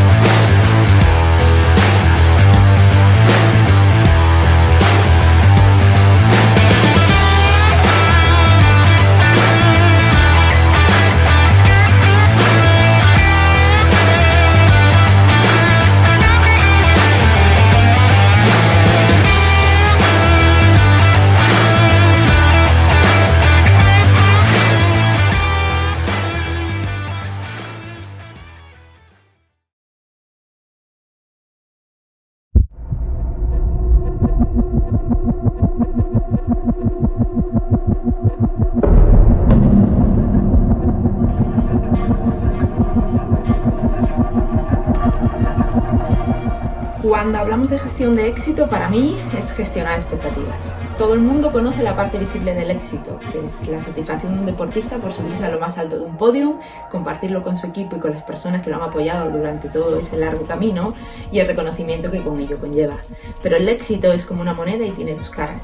Y en la otra se encuentra gestionar la presión del resultado que has obtenido y gestionar las expectativas que te rodean, las exteriores. Para mí uno de los mejores aprendizajes de mi campaña hacia Río 2016 fue gestionar esas expectativas. Habíamos obtenido la medalla de oro con mis compañeras Ángelas y Sofía en Londres 2012 y tuvimos que cambiar de modalidad y empezar un nuevo equipo, en este caso con Berta Betanzos en 49er FX, y empezar una nueva lucha.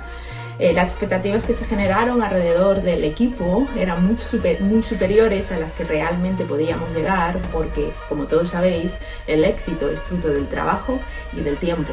Así que durante todos esos 3 años tuvimos que gestionar las expectativas, no solo las de exterior, sino las nuestras propias, que a veces llegaban antes de tiempo, para poder seguir entrenando al mismo nivel y no caer en desesperación.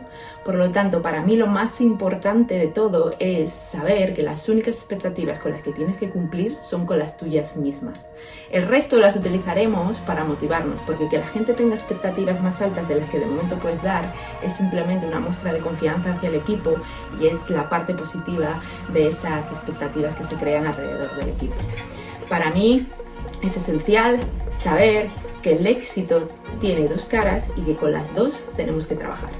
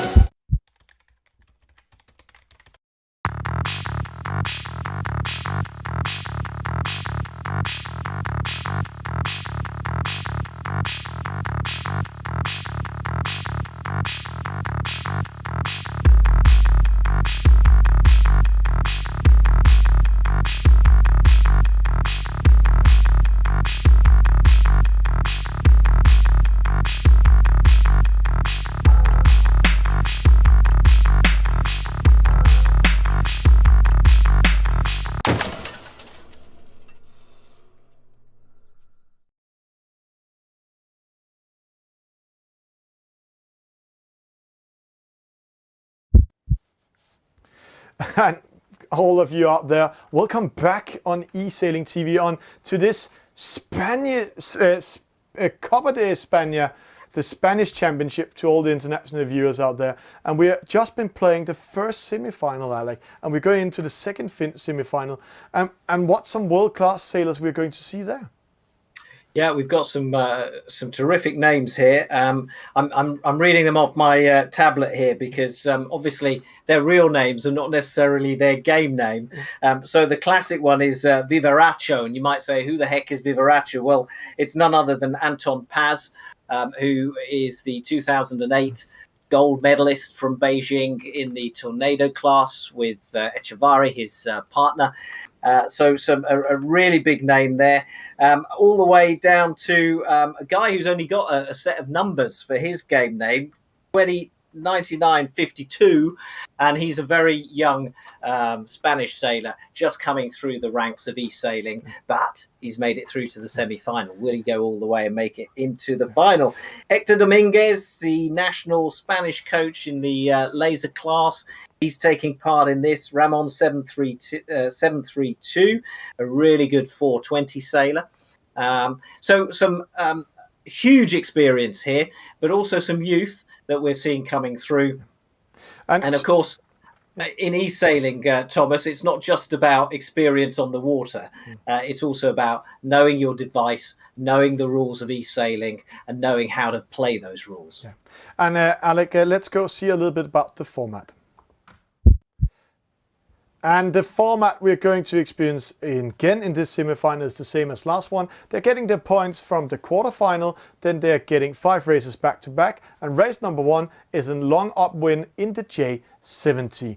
And I know the players are ready to start, so let's go in and see some cool action.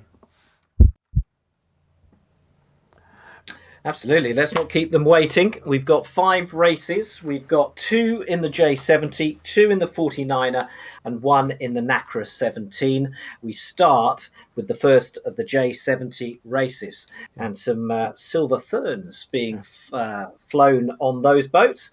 But obviously everyone here is Spanish. It is the National Spanish Championship. And it's a real pleasure and an honor to be asked to cover this, isn't it, Thomas? Because here we are gabbling away, not in Spanish, but in English, because eSailing is now such an international sport, such an international esport, that people are watching this all around the world. And one of the reasons for that, apart from how well this has all been organized, is that we have some of the world's top sailors competing in these semi-finals for a place in tomorrow's final. Yeah. Right, let's focus in on this pre-start now. 15 seconds to go, and the breeze sort of coming down the course from that top mark right now. As they start, they will complete 2 laps, 2 upwind, 2 downwind, as we've seen in the previous semi-final. And right now it is go in race 1 for this second fleet in the semi-final of the Copa de España. Dominguez, Hector, getting a good start. So is Vivaracho. We've talked about who he is. Timo and Tony Frau all in there, and not a single penalty amongst 21 boats. Yeah, but 1 false start that was for Mario PQ, but it looks like he's back in the race, currently in fourth, going to the right-hand side. And the boat you're seeing here slipping around in the middle, the committee boat didn't, and the safety boats didn't push him away. That is a spectator, so don't worry about him, Mach 1. But it is Vivaracho in the lead. He is here, going to the right-hand side, but he's going into lighter wind. The harder breeze are in the middle. Watch that radar. It's looked like the race course is divided into 3 areas. Light wind, hard breeze, light wind. So interesting when he was going to cross in towards the race course. Yeah, I thought Vivaracho was trying to get back into more into the centre of the course, and he tacks now. And he'll probably find some extra breeze where he's going. But obviously, he's going to need to put in a few extra manoeuvres to get to that top mark, despite the speed. Anyway, nearest to us with the pink sail is Timo, and he's currently sitting third. So 4 legs, 2 upwind, 2 downwind. Vivaracho currently out in front. And see all this action in the left-hand side. The wind has shifted a little bit in favor for the left-hand side here. And we can see the wind is actually breezing out, so it's a light wind all over. But in the middle here, it's Luis's span. It hits a boxing guy. Then we have 2099. We have his span 1418 and Antonio. And these two boats, it's actually two of my favorite skippers in this competition. That's Augustine and that's Antonio MDDR. I know them from the international races, but right now they're under pressure. They are. Vivaraccio hits the ley line. Oh, goes just a little bit early from the ley line. And the other boats losing positions actually. So it's Dominguez Hector, the coach, in the lead, Alec. Yes, he is. Let's see if he's still there. I don't think he will be. Once they're round this mark, Louis Espana, 1948, also comes in there. A penalty. Penalty on boxing guy, and Vivaraccio picks up a penalty as well. We didn't see that. Be worth. Oh no! Antonio hit the mark. Did he round it? Yeah, he rounded. No, did he round it? Let's see. Yeah, it looks like he just hit it, but it looks like from my eyes that he maybe not rounded, but dropping to 9. But Alec, I have one interesting observation right now. It looks like a lot of people are copycatting Bandito with the pink sail and the unicorn and hope it's giving them luck into the sails, because we have 2 pink boats, 2 unicorns in this race, and right now they are in the lead. But a split. Luis going to the right hand side, the unicorns going to the left hand side, and the unicorns are into a harder breeze and much more wind, so they are really doing a great job. That's boxing guy, and it's Samu. Yeah, the fleet really divided over the whole of this downwind leg. And Louis Espana with a yellow spinnaker there, already heading towards that bottom gate. Looks fairly even, breeze-wise, down at the bottom. And boxing guy coming in. And let's see which mark they choose. Yeah. It's neither here nor there, really. I think they're all going for that, the one closest to us now. And here comes the red sail of Manuel. And the youngster right behind him, Espana 1418 as well. Oh, it's busy, isn't it, down here? Tony Frau gets round. But a Vivaraccio, gosh, he's dropped down to 16th, picks up another penalty. He started so well, but this race has run away from him now. Yeah.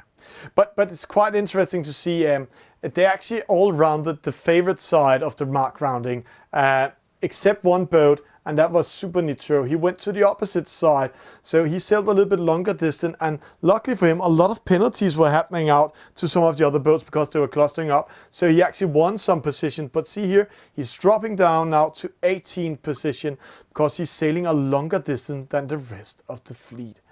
Luis Espana in the lead, going to battling Samu. And then we have Dominguez Hector and Hopkins side by side. Boxing guy dropping down because he went a little bit far out in that downwind action. So he's going to battle for his 6th position. Opposite, we can see that the server is giving 2nd place to his span 1418. That's Augustine, but I'm not sure he's going to be in 2nd. That is a server glitch.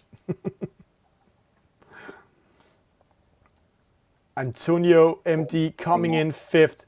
Luis Espana in the lead. It's actually, it looks quite well for Luis and also Samu if we are watching the meters. But what a battle we're going to have for 3rd, 4th, 5th, 6th, 7th. They are all side by side when they're coming up to the top mark. They will almost arrive at the same time, Alec, here. Yeah, but what a lead that Louis Espana has built up. 36 meters, and that is in the J70. That's going to be difficult to catch, especially as he now turns and heads downwind. He'll accelerate away, and barring disaster, he should be clear for victory. Yeah, it looks like it is a clear victory. And also Samu in second will keep that position, because remember, when they have the spinnaker up, goes downwind, then they hit maximum speed within 4 seconds. But it's a very light wind downwind. See, 8.5 before we had 13.2. Antonio with a penalty. So it's going to be a very slow downwind race we're going to see. So a lot of positions can switch. Antonio was trying to squeeze in on the inside, but hit the mark instead. He had, left himself nowhere to go, really. And a penalty was that for the pink boat. But anyway, Vivarech comes round. And so it's a procession down to the bottom gate. If you've just joined us and you didn't watch you weren't able to watch the first semi-final with us, basically, they get a discard each as we watch them compete in these 5 races. So Vivaracho down to 17th now. It's just looking a penalty for Pablo Portella near the back. In fact, right at the back of the fleet. Boxing Guy now in 5th. But look how far and clear ahead Luis España is, out in the lead. 14 knots and heading towards the finish line. Just ahead of Samu with the pink spinnaker. And then it's such a long way back, 100 metres to third place Dominguez Hector. But have we got a bit of a battle between third and fourth? This will be interesting. Can the 4th place boat close in? Can Boxing Guy do it? Can Dominguez hold on? Dominguez holds on for third place. It's still a close race, but I have to say Luis España did a great job. And here we see rest of the fleet coming in boat by boat, side by side. Some small battles here, but quite interesting to see Vivaracho 19th, maybe losing this race in 20th position. I don't know who this purple sail is, but he actually sailed through the committee boat, missed the finish line, and is trying again. And finally finished the race last. Yeah. But confirmation, Luis España with a victory. Great race by him. Winning with 4 seconds to second place, Samu. Then we have Dominguez Hector in 13th position. 13.5 seconds behind the leader is 2099 in 4th. Boxing Guy 5th. Hopkins BB in 6th. Antonio 7. Jose Manuel Ruiz Sanchez in 8th, Tony Frau in 9th, España 14-18. Actually, one of the boats I saw as one of the top boats here, skippers today, in 10th, Ramon in 11th, Super Nitro in 12th, Alfonso Fernandez Perez, a name I really enjoyed to say. It's so powerful. 13, Timo, one of the fans' favorite in the chat. In 14, Mario PQ, who had the false start, 15. Giulio in 16, Max is 17. And Vivaracho in 18. That's not giving him an Olympic medal in eSailing, that position. Pablo G. Portella in 19. And Tura, who missed the gate, in 20. The stats is... It's a quite mixed also stats here. It's the winner sailing the shortest distance, and that's why he's winning this race. But then he didn't capture speed most. But what a great upwind race he had in the first leg. And then we can see the person in second and the leading boat got 2 penalties in that upwind, or actually they went to the left-hand side and lost everything. That's how race number 1 was unfold. So let's get ready for race number 2. De ánimo o un aplauso puede dar una fuerza inimaginable. Por eso ahora, todo nuestro apoyo va para ellos.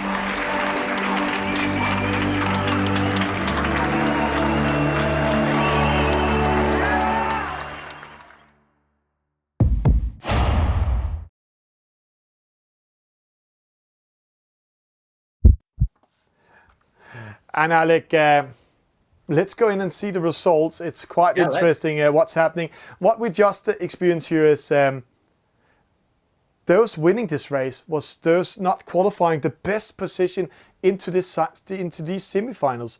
So let's see how this goes. Yep. So here we are. It's That's how they're looking right now. Yeah. It's only one race gone, though. There's a lot of racing still to come. Yeah, it's Luis Span with a victory, but he qualified in 6th position. Hector Dominguez, he's got 3rd. He qualified in 5th. But let's see the overall leader qualifying in 1st position, Ramon. He got 11th in this race, and the other one qualifying, Tura, who qualified as a winner from the quarterfinals, got last. 20 points. So starting with such high there from the discard means that they don't have time to miss up any more races today. They will not be in top 10. Yeah, I mean, what we've seen, again, if you've just tuned in, you didn't follow the first Fleet semi-final races, what we found was that consistency was key. So in the early races, we had a lot of guys coming through, winning those races, but they didn't continue throughout the 5, and it was those who were most consistent, those who were in the top 5, in the top 3 most often, that finally won through to the final. So we'll see how it goes. We'll see how some of the favoured sailors here settle once they get into the racing a bit more. And race number 2 is coming up. Let's see a little bit more what's up to us here. The race number 2 will be in the 49er, so a faster boat than the J70, but it's the same race format. It's 2 laps, 2 upwind, 2 downwind, so 4 legs, or 2 laps as I call it, whatever you want. And we are still on the Bay of Palma in the absolutely stunning island of Mallorca in the Mediterranean. Yeah, and this time we're going into a much faster boat, Alec. And to all new viewers, the 49er is a fast boat, and it's 1 upwind. Let's see, upwind it sails around 11.7 and knots, so you can actually win a lot of meters upwind going into the wind. It's all about wind being in the wind here, so you can win around 20 to 40 meters upwind. It only have a wind shadow of 23 meters, so it's not good of doing some downwind action and attacks. We're getting ready for race number 2. Let's go in to watch it.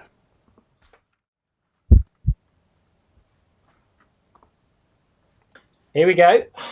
Race number 2 in the 49er. And this is the moment where they're kind of just sort of sitting around looking at that top left radar, trying to see if there are any shadows on the water that might signify some gusts of wind coming in. But with 50 seconds to go, they'll now start to move and maneuver and get into the position that they want to be in. Where do they want to be on the start line? At the moment, they're favouring this right-hand side where the committee boat is. But with so many boats, they will be spread across the start line, and they'll want to steer clear of the others. We've been seeing lots of penalties in the other semi-final, and it was a fairly good start in race number 1. So they'd obviously been watching the other semi-final and realised how dear, especially in the 49er, getting a penalty at the start can be. Yeah, and here 10 seconds to start. Max with a penalty. That was slowing down. Let's see if they get a clear start, Alec. They're coming in. It looks like a clear start. No false start. The Fleet, one false start to Span 14-18. And he was actually one of the winners coming into this semi-final. And again, not performing from the start. Let's go to the right-hand side. Max, who got that penalty in 15, going to the right-hand side. Let's go to the chopper view here and see how the Fleet is splitting up. Opposite side, they're very split up. Luis again in the lead, here in the middle. That's a guy who wants to win. This shot gives you a really good sense of the speed of this 49er as they head upwind for the first leg. And Luis Espana out in front again, ahead of 2099 and Jose Manuel Ruiz in 3rd, Hopkins B in 4th, and Vivaraccio, who started so well in race 1 but then dropped back. Vivaraccio currently 5th. Yeah. 5 boats doing a great start again. Espan at 2099, Luis Jose Manuel, Hopkins and Viratko. So let's hope Viratko is not getting a penalty this time. They are in a good position. But right now we are watching at Boxing Guy, and all the wind are in the middle of the course. So they are really going into the middle here, trying to get some wind. See the crosses here. It's Luis, he's dropping down, but he will get in front of Boxing Guy and control him. See, nice tack there.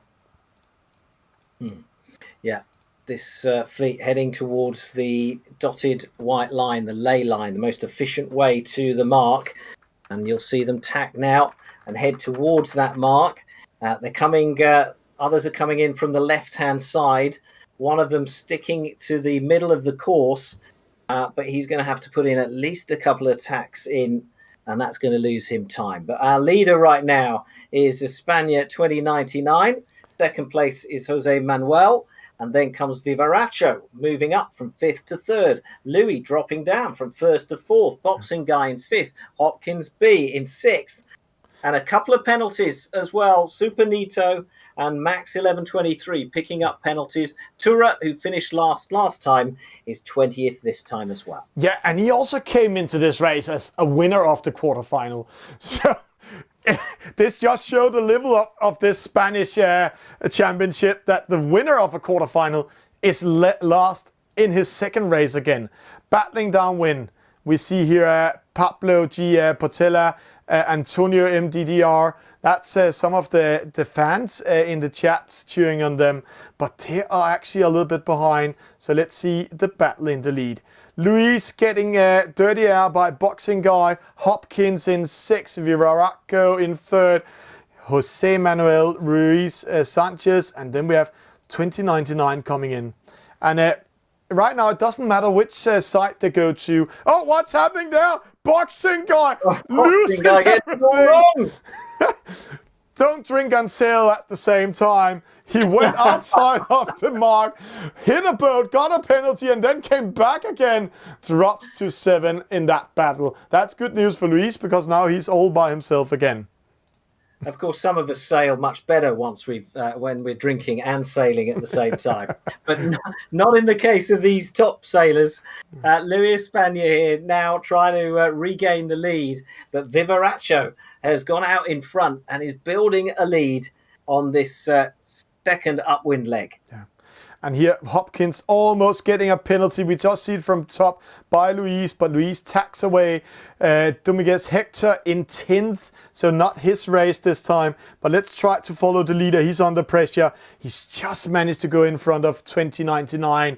So a lead for Vivaracco, but it's a very small lead. But he needs to be at least 18 meters ahead to be outside of that wind shadow when they're going downwind. Hopkins, Jose Manuel, Pablo Portela, and opposite here, Timo, fan favorite from the chat, in 13. Not a good position. He's very good in the international races, dropping to 12, but he's crossing in. How many positions will he win? We will keep that eye on him. Timo, as you say, a well-known e-sailor. Let's follow the leaders round, though. Vivaraccio is first. Then comes España 2099. Third place for Jose Manuel. Hopkins B in 4th. And Louis in 5th. So it's all about whether they can catch Vivaraccio and close him down on this final downwind leg. Yeah, and Timo in 11. Yeah. And also, it's kind of first and second look like they're clear. But we'll see. We'll see. And they're accelerating away. Sometimes they're reaching about 20 knots on these downwind legs. And second and fourth cross.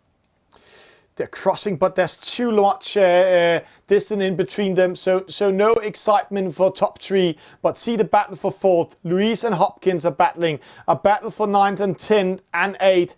They are also battling and can lose it. The way you win or lose this boat downwind is getting into lighter wind, then you lose big time, or else you actually just need to keep in the wind. It's upwind, you're winning in the 49er. But let's see it here, a battle for that 4th position. Luis coming in, great position here, Throwing dirty Victory air. then for Vivaraccio, out in front, crosses the finish line, takes his first race of this semi-final. Second for España 2099. So close here between Louis, who comes in behind Hopkinsby, and also Jose Manuel and Hopkinsby. A real battle there. So pretty close, but out in front, Vivaraccio, he couldn't be caught.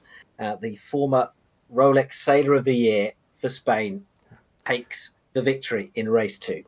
But quite good to see this level of this race, how they in the end are battling for those points. If we just start from below, there's less than 0.2 seconds in between each boat from position 15 to 20. So what a battle coming in. Vivaraccio in the lead, the Olympic winner, tries to come back here and take some thing here.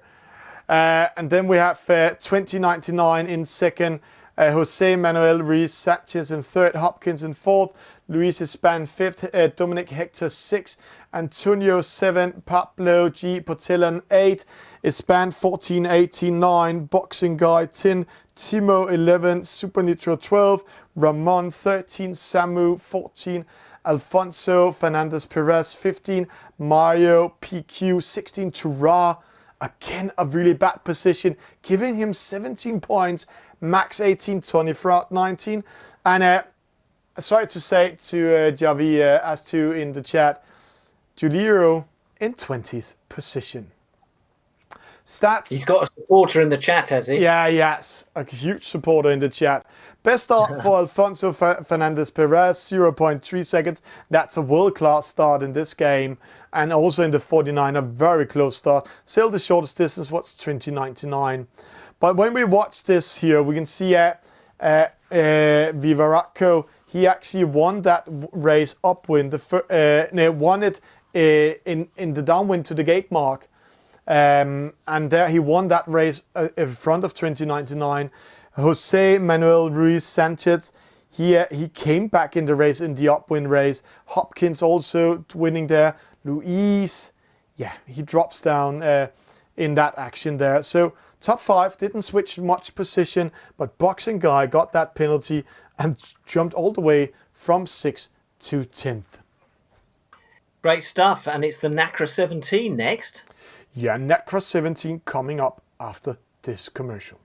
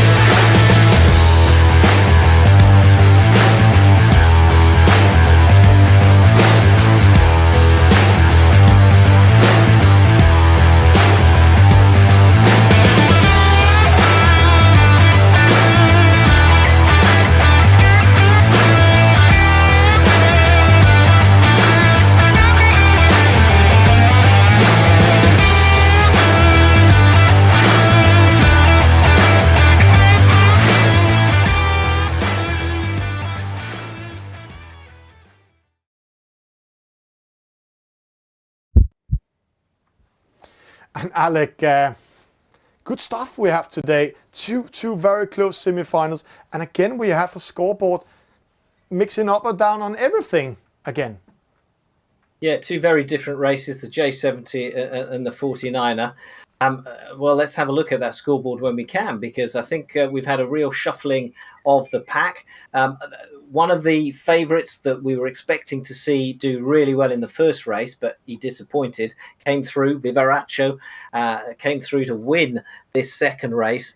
And you and I were also discussing at the start whether, experience on the water could be sort of outflanked and beaten by sort of the young experience of the young eSailors on the virtual waters. And what did we get in race 2? We got Vivaraccio, hugely experienced Olympic champion from 2008, winning, but right behind him, the young sailor, España 2099.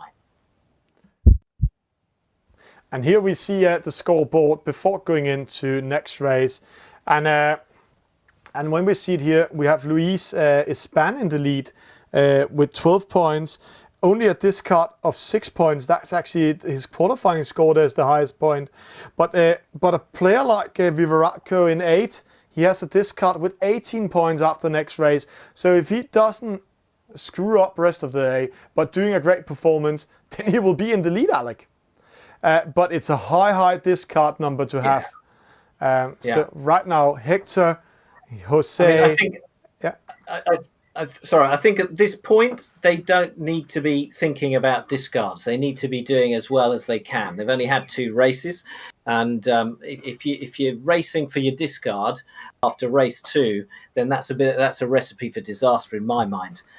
So they'll be wanting to come out and do absolutely as well as they possibly can and not rely on any discards. Yeah. Let's get ready for race number 3. And Alec, it's a Nacra 17. Nacra 17.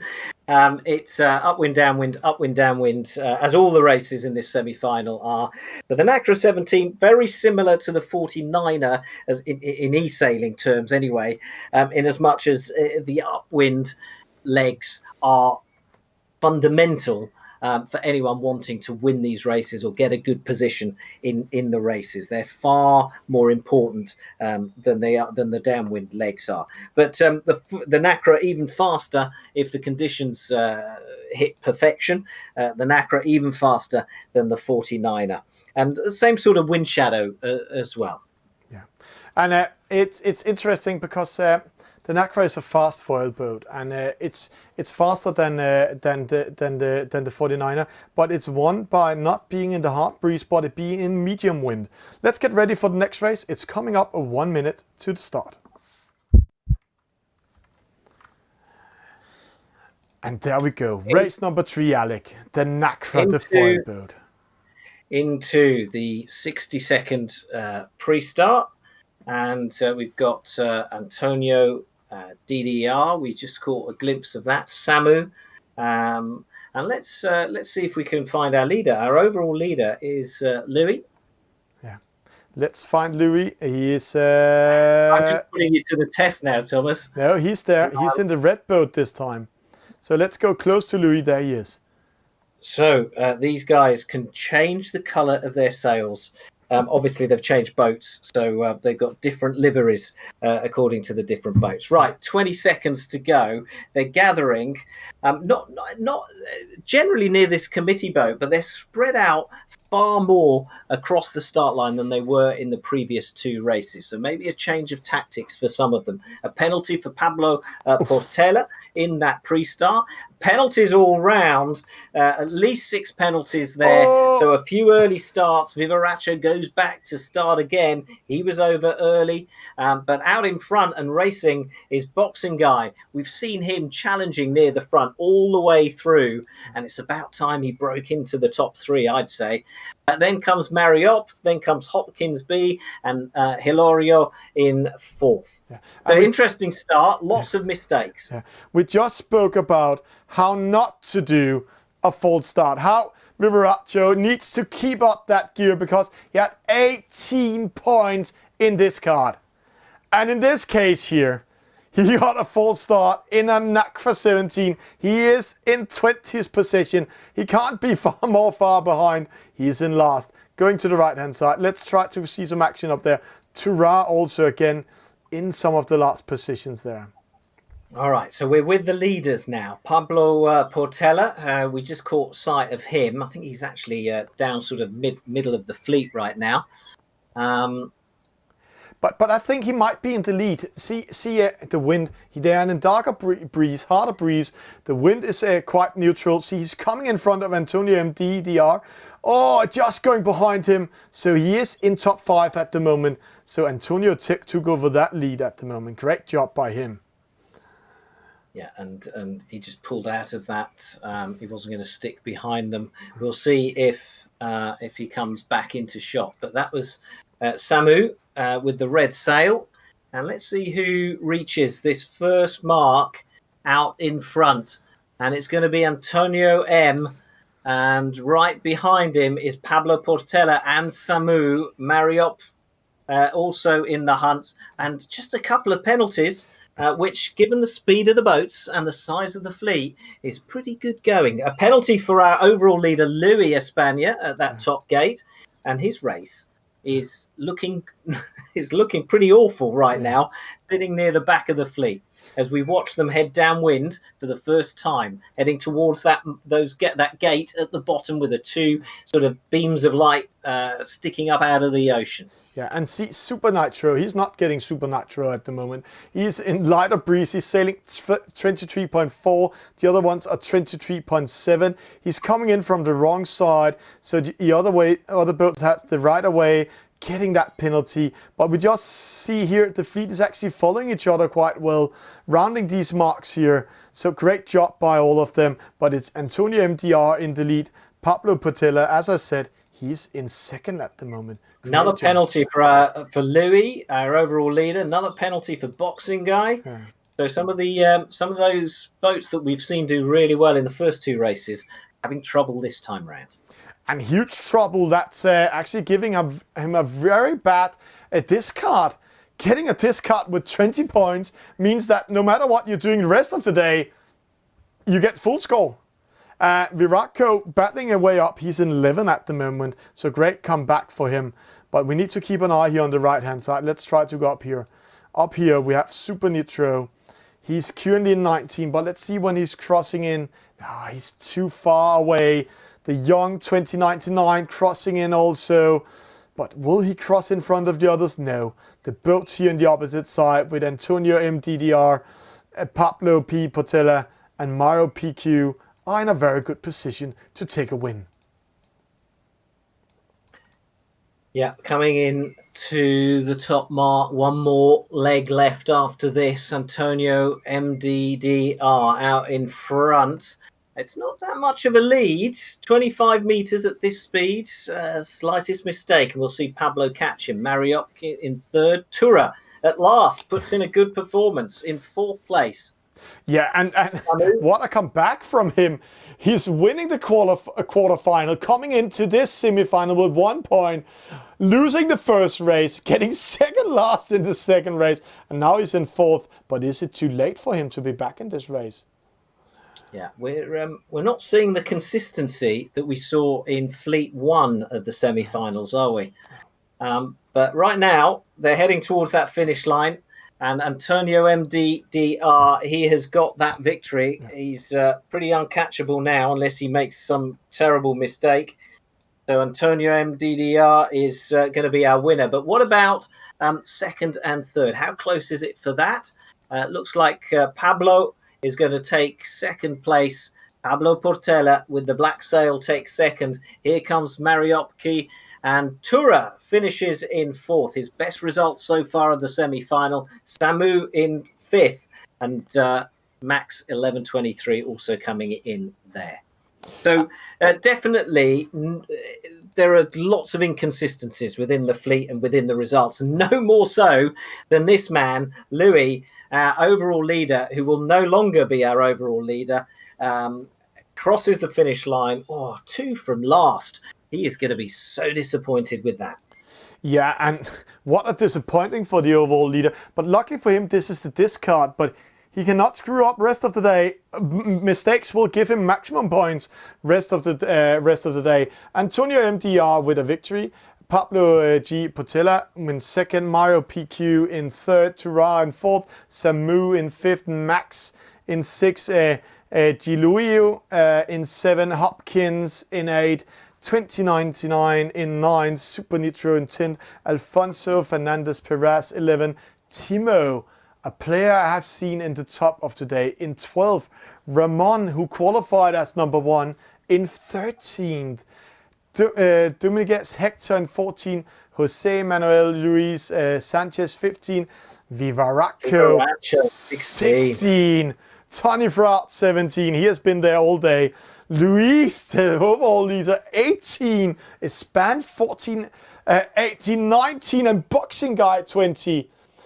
I can't calculate who's in the lead and how close this is, but this is going to be a very close top 10 race in this semi-final too. Antonio with the best start, and Antonio sailing the shortest distance, Antonio winning the race. But see, Pablo G. Patella, not the best start. He started in position 15 and then he made a fantastic upwind race, came in second. Great job by him. We'll be back in a few seconds with the next scoreboard here.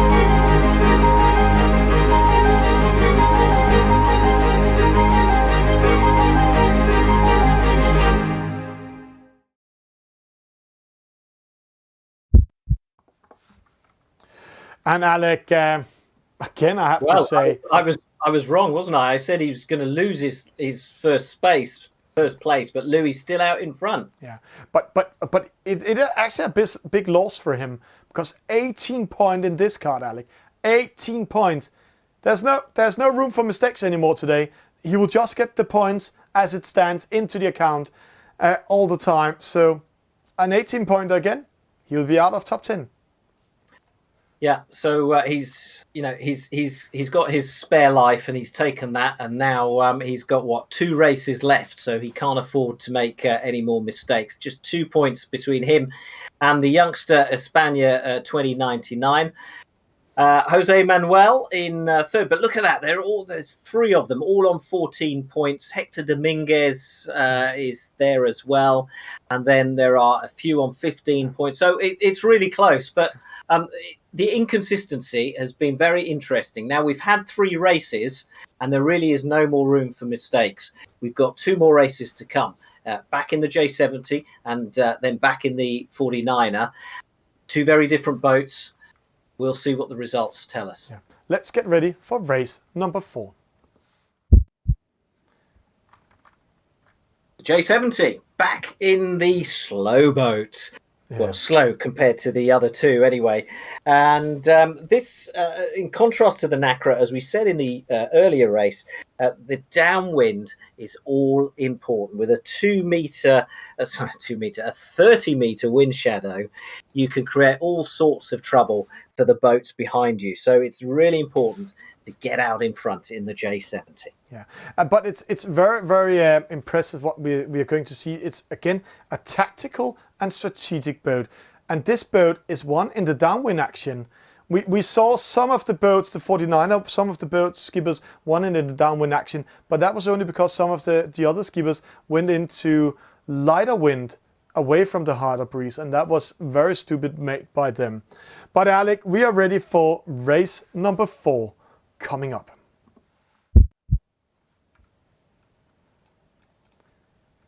And here we go. Yeah.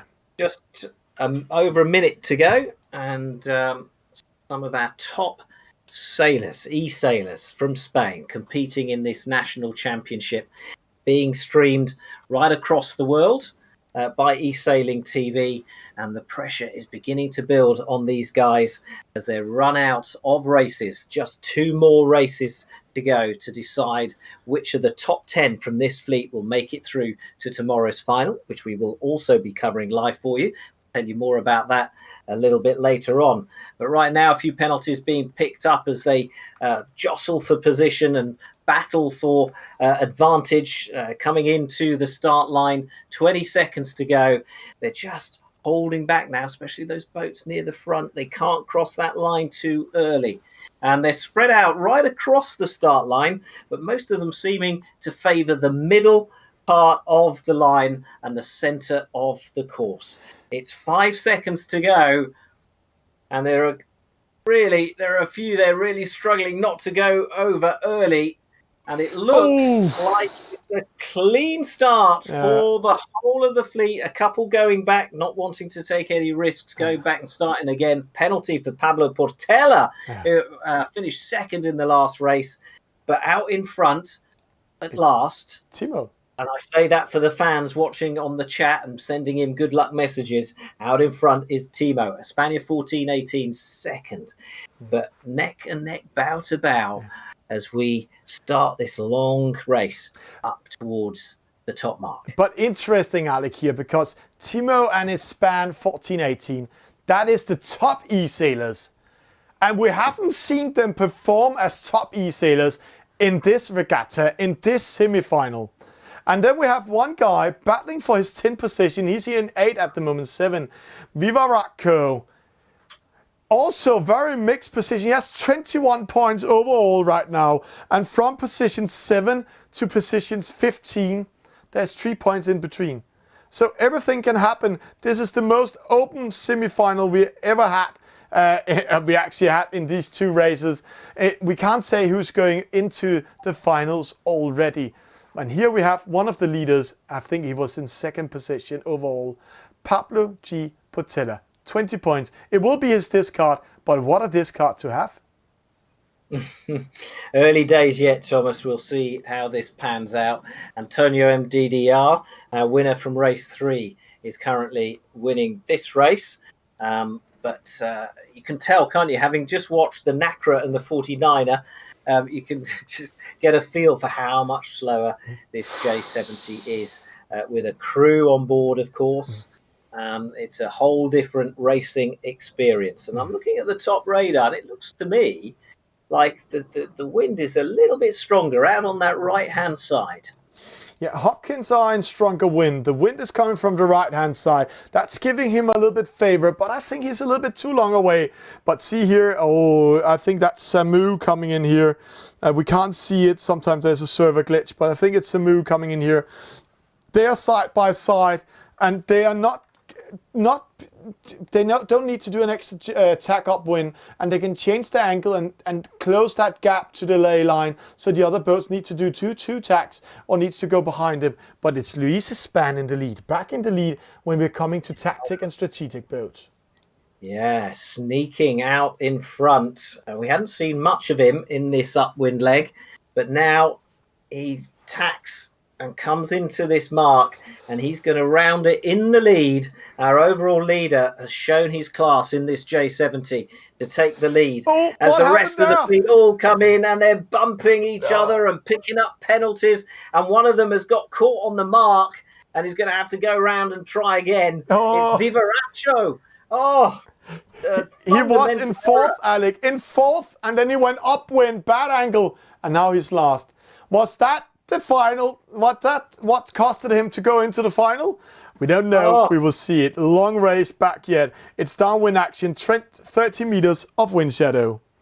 That could see him out of the final. Vivaraccio means brilliant in Spanish. Well, he's going to have to shine now if he wants to claw his way back to the top of the fleet and have any hope of making the top 10 and making the final tomorrow. Out in front is still Louis, building up an advantage of almost 50 metres. Hopkins in 3rd, Mario Key in 4th. Yeah. There's maybe a small slit from Vivaraccio. See the boats on the opposite side. Lighter wind, 10.5, 11.7 here. 12.1, so he's going into stronger wind, and that's actually giving him more wind into the sail and more speed in the boat than 8 other boats. So that's opening up. He's back in 18th, and he's taking meters on the others. And it's Samu in 2nd. Computer's just giving him a number, but that pink sail is Samu, and he's coming through the gate in 2nd place right now, just ahead of Hopkins B. Mariopki in 3rd. Mariopki finished 3rd in the previous race. And we have a huge gap in between the fleet here. Six boats in the lead, and then we have rest of the fleet coming in here, all at the same time. And Vivaratco, did he get a penalty? Yeah, he got a penalty for hitting the mark. It looks like he came clean in there because there was so many penalties, but still in 16 now. No, going upwind again, losing that momentum. Yeah, Vivaratco out of it now. He's lost his head, and I can't see him getting back into it. But Louis really dominating. Clearly, the J70 is his favourite boat because he dominated the first race and won it in the J70. And now, once again, he's dominating in the J70 class. So clearly, his favourite boat to compete in. Pablo G. Portela out on that far side and challenging Samu for second place. But remember, he had the worst start of all. And you said, let's see if he can come back. He actually started in 19th position. He's back in second. But will it be second when he's coming up to the top mark? He's tacking up. And will he be in front of Alfonso Fernandez Perez? Yeah, he is. And Mario PQ also needs to tack up. And then Mario is in trouble with Hopkins. But he's behind Samu, who is in front of him, and Luis. Great job by Pablo. Yeah, Pablo Portela, young 420 national champion in Spain, and trying to be an eSailing national champion here on the waters of Palma.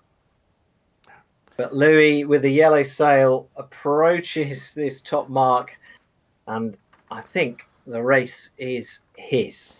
So let's watch this battle for second and third as they come into the top mark once again. Louis is clear. He's going to head off downwind to the finish line for the final time, obviously. Alfonso Fernandez Perez now moves up into third. And Hopkins B manoeuvres just behind Pablo Portela, so to avoid penalties. Mario PQ also in there.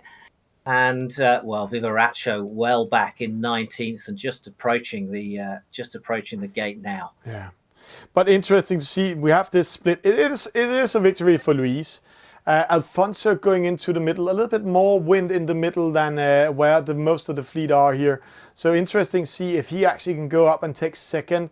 Samu 13.1, Alfonso 14.1. So Samu losing this, and Luis Luis is so much ahead that he cannot lose it. But Samu is under pressure. Let's see this battle here. Now, Alfonso Fernandez, I'm not quite sure where he's come from, really. He's just consistently worked his way up the fleet, played it safe, fast as possible. But, of course, he's struggling with that wind shadow of Samu's as he tries to close the gap on him. But what about this black sail closest to us? Hopkins B coming back into the race and now challenging Pablo Portela for fourth place. Louis crosses the finish line to win his second race of this semi-final. Alfonso is going to take second, and it's really close for third. But in the end, Samu takes second. How did he do that? He just caught a puff right at the end and took second place. Yeah, it's a very, very close one here. But again, also shows this level in Spain that it's such a close race. And there we have Tura. We just lost him again. Battling for coming over there, coming over 14th, and see who's coming in last. Oh, please stop jumping. There we have him. Vivaratco, 19th, maybe 18th, but that won't help him. And Timo also down there.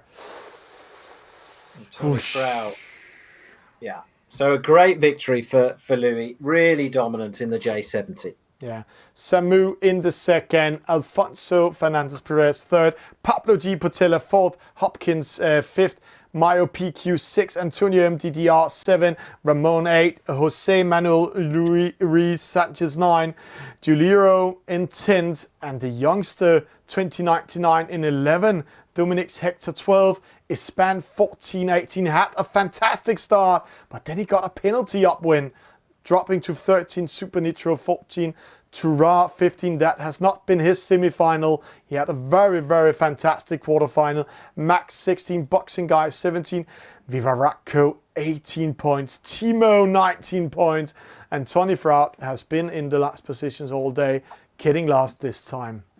But best start for Vivaratko, and but it was Luis sailing the shortest distance, and the loser sailing the best maximum speed. But that doesn't tell anything, because if you're sailing the best maximum speed, you can actually also sail the longest distance. And what's this win and loss? See, upwind, Vivaratko had a great start, then he got a penalty and dropped to last position just after the start, battling his way up to 16 and dropped to 18. Oosh, that is a hard one to swallow. Great races, but the big winner in this race is Alfonso Fernandez Perez, starting in position 18, battling his way upwind to 8, battling his way downwind to 6, battling his way upwind to 3rd, and then he took 3rd overall. Great job by Alfonso. This was race number 4. Let's get ready to the final race, race number 5, the deciding race of who's getting in to the final tomorrow.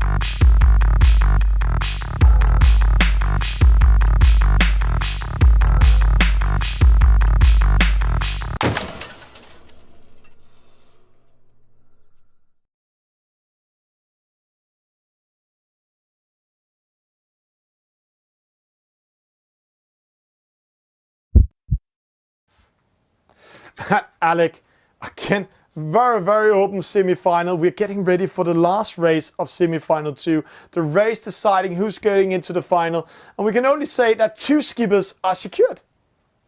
Yeah, Louis and Samu, 1st and 2nd, happen to be 1st and 2nd if race 4, are also 1st and 2nd overall. They are through to the final, but look how wide open the rest of it is, from 3rd all the way down to you. What was the maths? All the way down to what position can 12th. make it? Down to 12th can make it into the final. So I'm going to just bend down to look better at the screen. Yeah. Let's open it up 11th. Ramon, who's 11th. Thank you very much. Ramon and Agustin in 12th, also challenging for a place in the final. Ura and Vivaratcho and Timo all out of the running. But really close. But watch this, Alec. Number 11, Ramul. He won his quarterfinal and came in as number 1.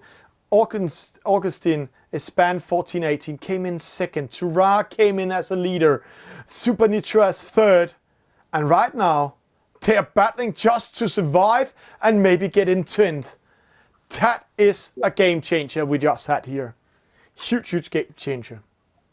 Yeah, incredible, really. And but let's see how Louis gets on. I mean, I know he's through, but I get the feeling that the 49er, which is the next boat they're going to race, is not his favourite. So different boats, different styles of racing needed, different strategies. Let's see what happens. But you're right. I mean, it's impossible to call who is going to make it into the top 10. And race number 5, as you said, Alec, it's going to be a 49er. A 49er coming up here in the last race. It's a fast boat. It's all about that upwind race. As we just saw, some of the skippers did well here in the Nacra 17. But downwind, you can lose this boat, because downwind, if you're going into lighter wind, then it's game over. Then you can lose around 4 to 5 knots with the others. Race number 5 coming up. They're getting ready in there. Alec, let's just jump into it. This is the deciding race. Who will be in top 10? Who will be in that final tomorrow? All open.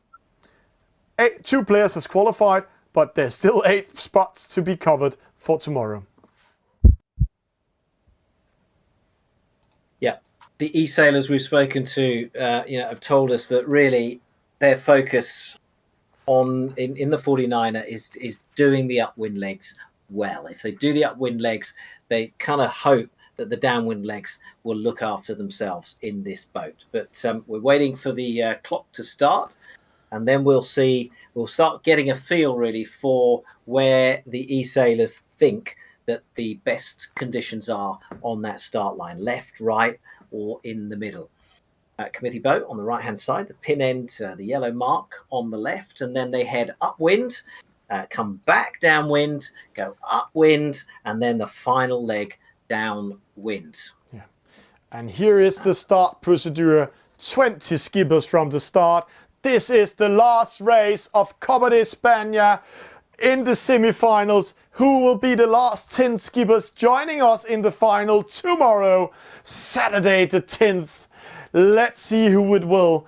And also we have to say there's a battle for points, because if you're winning this regatta, you're getting 1 point transferred tomorrow. Second place 2 points, third place 3 points, and so on. But it's only 10 skippers coming in. So it's not just a battle to qualify in the top 10, but if you're sitting, 10, 9, 8, if you're sitting down that lower end, you are battling in this race, not just to make sure that you are in the top 10, but you're also battling to try and get as high within the top 10 as possible to give yourself a chance in the final. Yeah, and 15 seconds to go, and they seem to have chosen this right-hand side. So that's where they think the fastest breezes and the best conditions. 5 seconds to go. It's race number 5. It's the final, semi-final race of the Copa de España. They're away. A couple of penalties, Supernito and Hopkins B picking those up on the start. They start again, but the rest of the fleet head off towards that left-hand side. Dominguez, Hector out in front, ahead of Alonso Fernandez and Vivaracho in third. Yeah. And 2 false start for the youngster Giulio, and Hopkins also getting that false start. That's very costly, because the 49er is all about the upwind race. Timo in 16, Samu in 17. That's sealing that he's not going to win this and get 1 point into the final. Opposite side, 2099 in 5th, but waiting to be able to tack up. Dominique Hector, he wants that 10th position. He's currently in the lead. And now they settle down in this upwind leg. They settle down. They look around. They have an eye on that top left radar and start to work out where the others are and where they want to be. Yeah, and doing the math here while we're racing, that's a very good position for Vivaraco. He is currently in 15 with 39 points, but he only have 6 points up to that 10th position, so he needs to be 6 positions in front of top 10, and that's Alfonso Fernandez Perez, and he's currently in 8. So battles of battles coming in here, where we are seeing Antonio MDDR crossing over to the opposite side and maybe take the lead.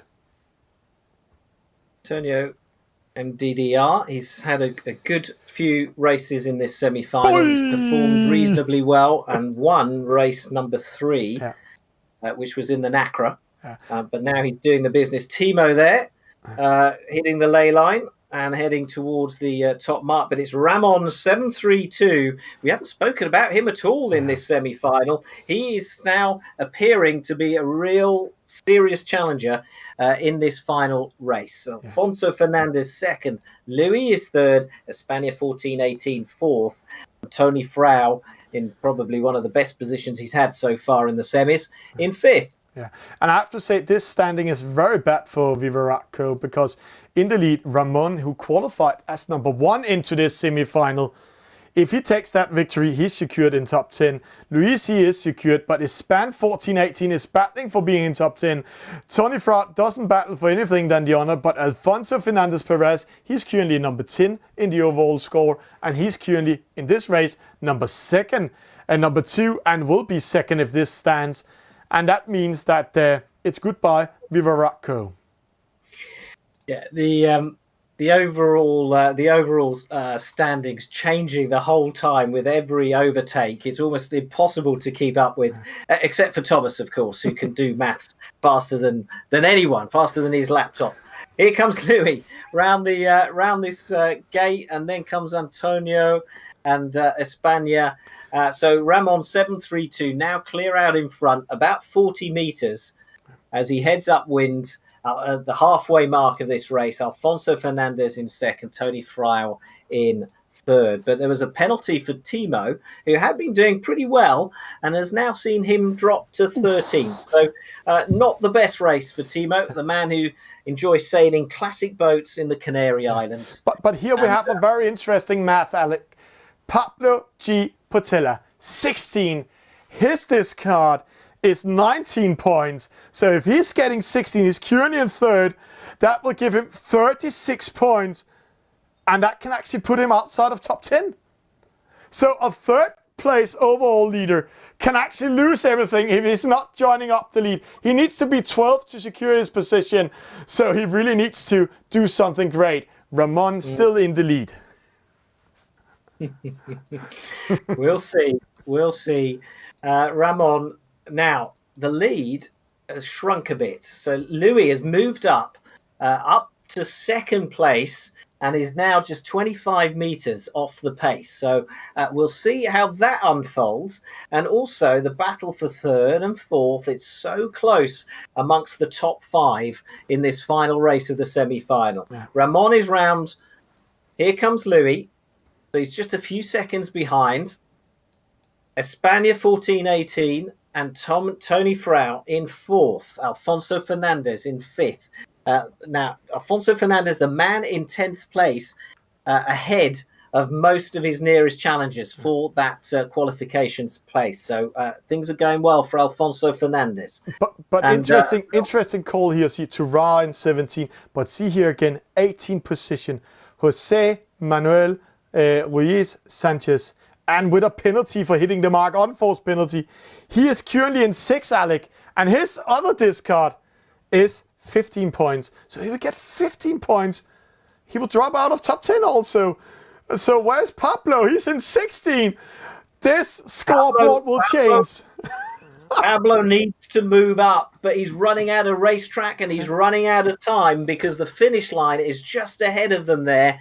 And Ramon 732 out in front, hitting 18 knots now, is heading towards that finish line and will be the winner of race number 5, the final race of this semi-final. Yeah. Second will be Louis, and Tony Frau is in third place, but being challenged really hard by España 14-18, and also in the mix, Alfonso Fernandez in fifth. And it's going to be interesting to see who's got it. I quite fancy Alfonso Fernandez here.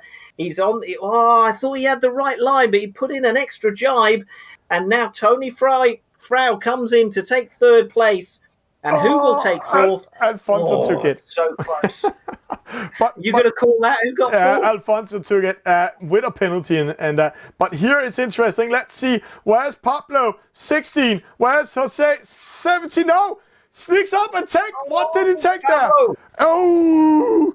Will we see 2 top 5 persons drop out of the final ranking score? That is very interesting. Ramon in with a victory, a very important victory. Luis sealing the deal, getting a victory of the overall semi-final in this semi-final too. Tony Frau coming back with the honor, the right place with a third place. España 14-18. Seal the deal and qualifies top 10, but which position will he be in?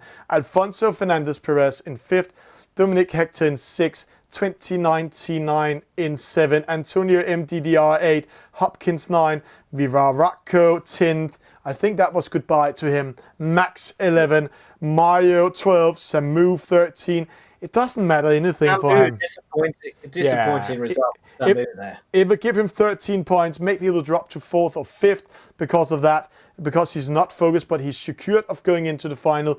Giulio with that penalty in the start, false start, drops to 14. Tura 15. Pablo G. Portilla, 16 points. He will get 16 points. Jose Manuel Luis Sanchez, 17 points. He will get 17 points. Super Nitro, Timo, and Boxing Guy. And the stats doesn't even matter here. Let's just see here. Dominic Hector was the big winner in that upwind race. Won 4 positions in that. Hopkins also a great winner in the upwind race. Winning from 14 to 9, 5 position upwind. And the same thing Mario PQ did. So there's also some losers. That's Dilorio, that is Timo, and that is Pablo G. Portilla, and also Jose Manuel Ruiz Sanchez. But will they lose everything? Will they be out of the Spanish Championship? Stay tuned to see what the result is.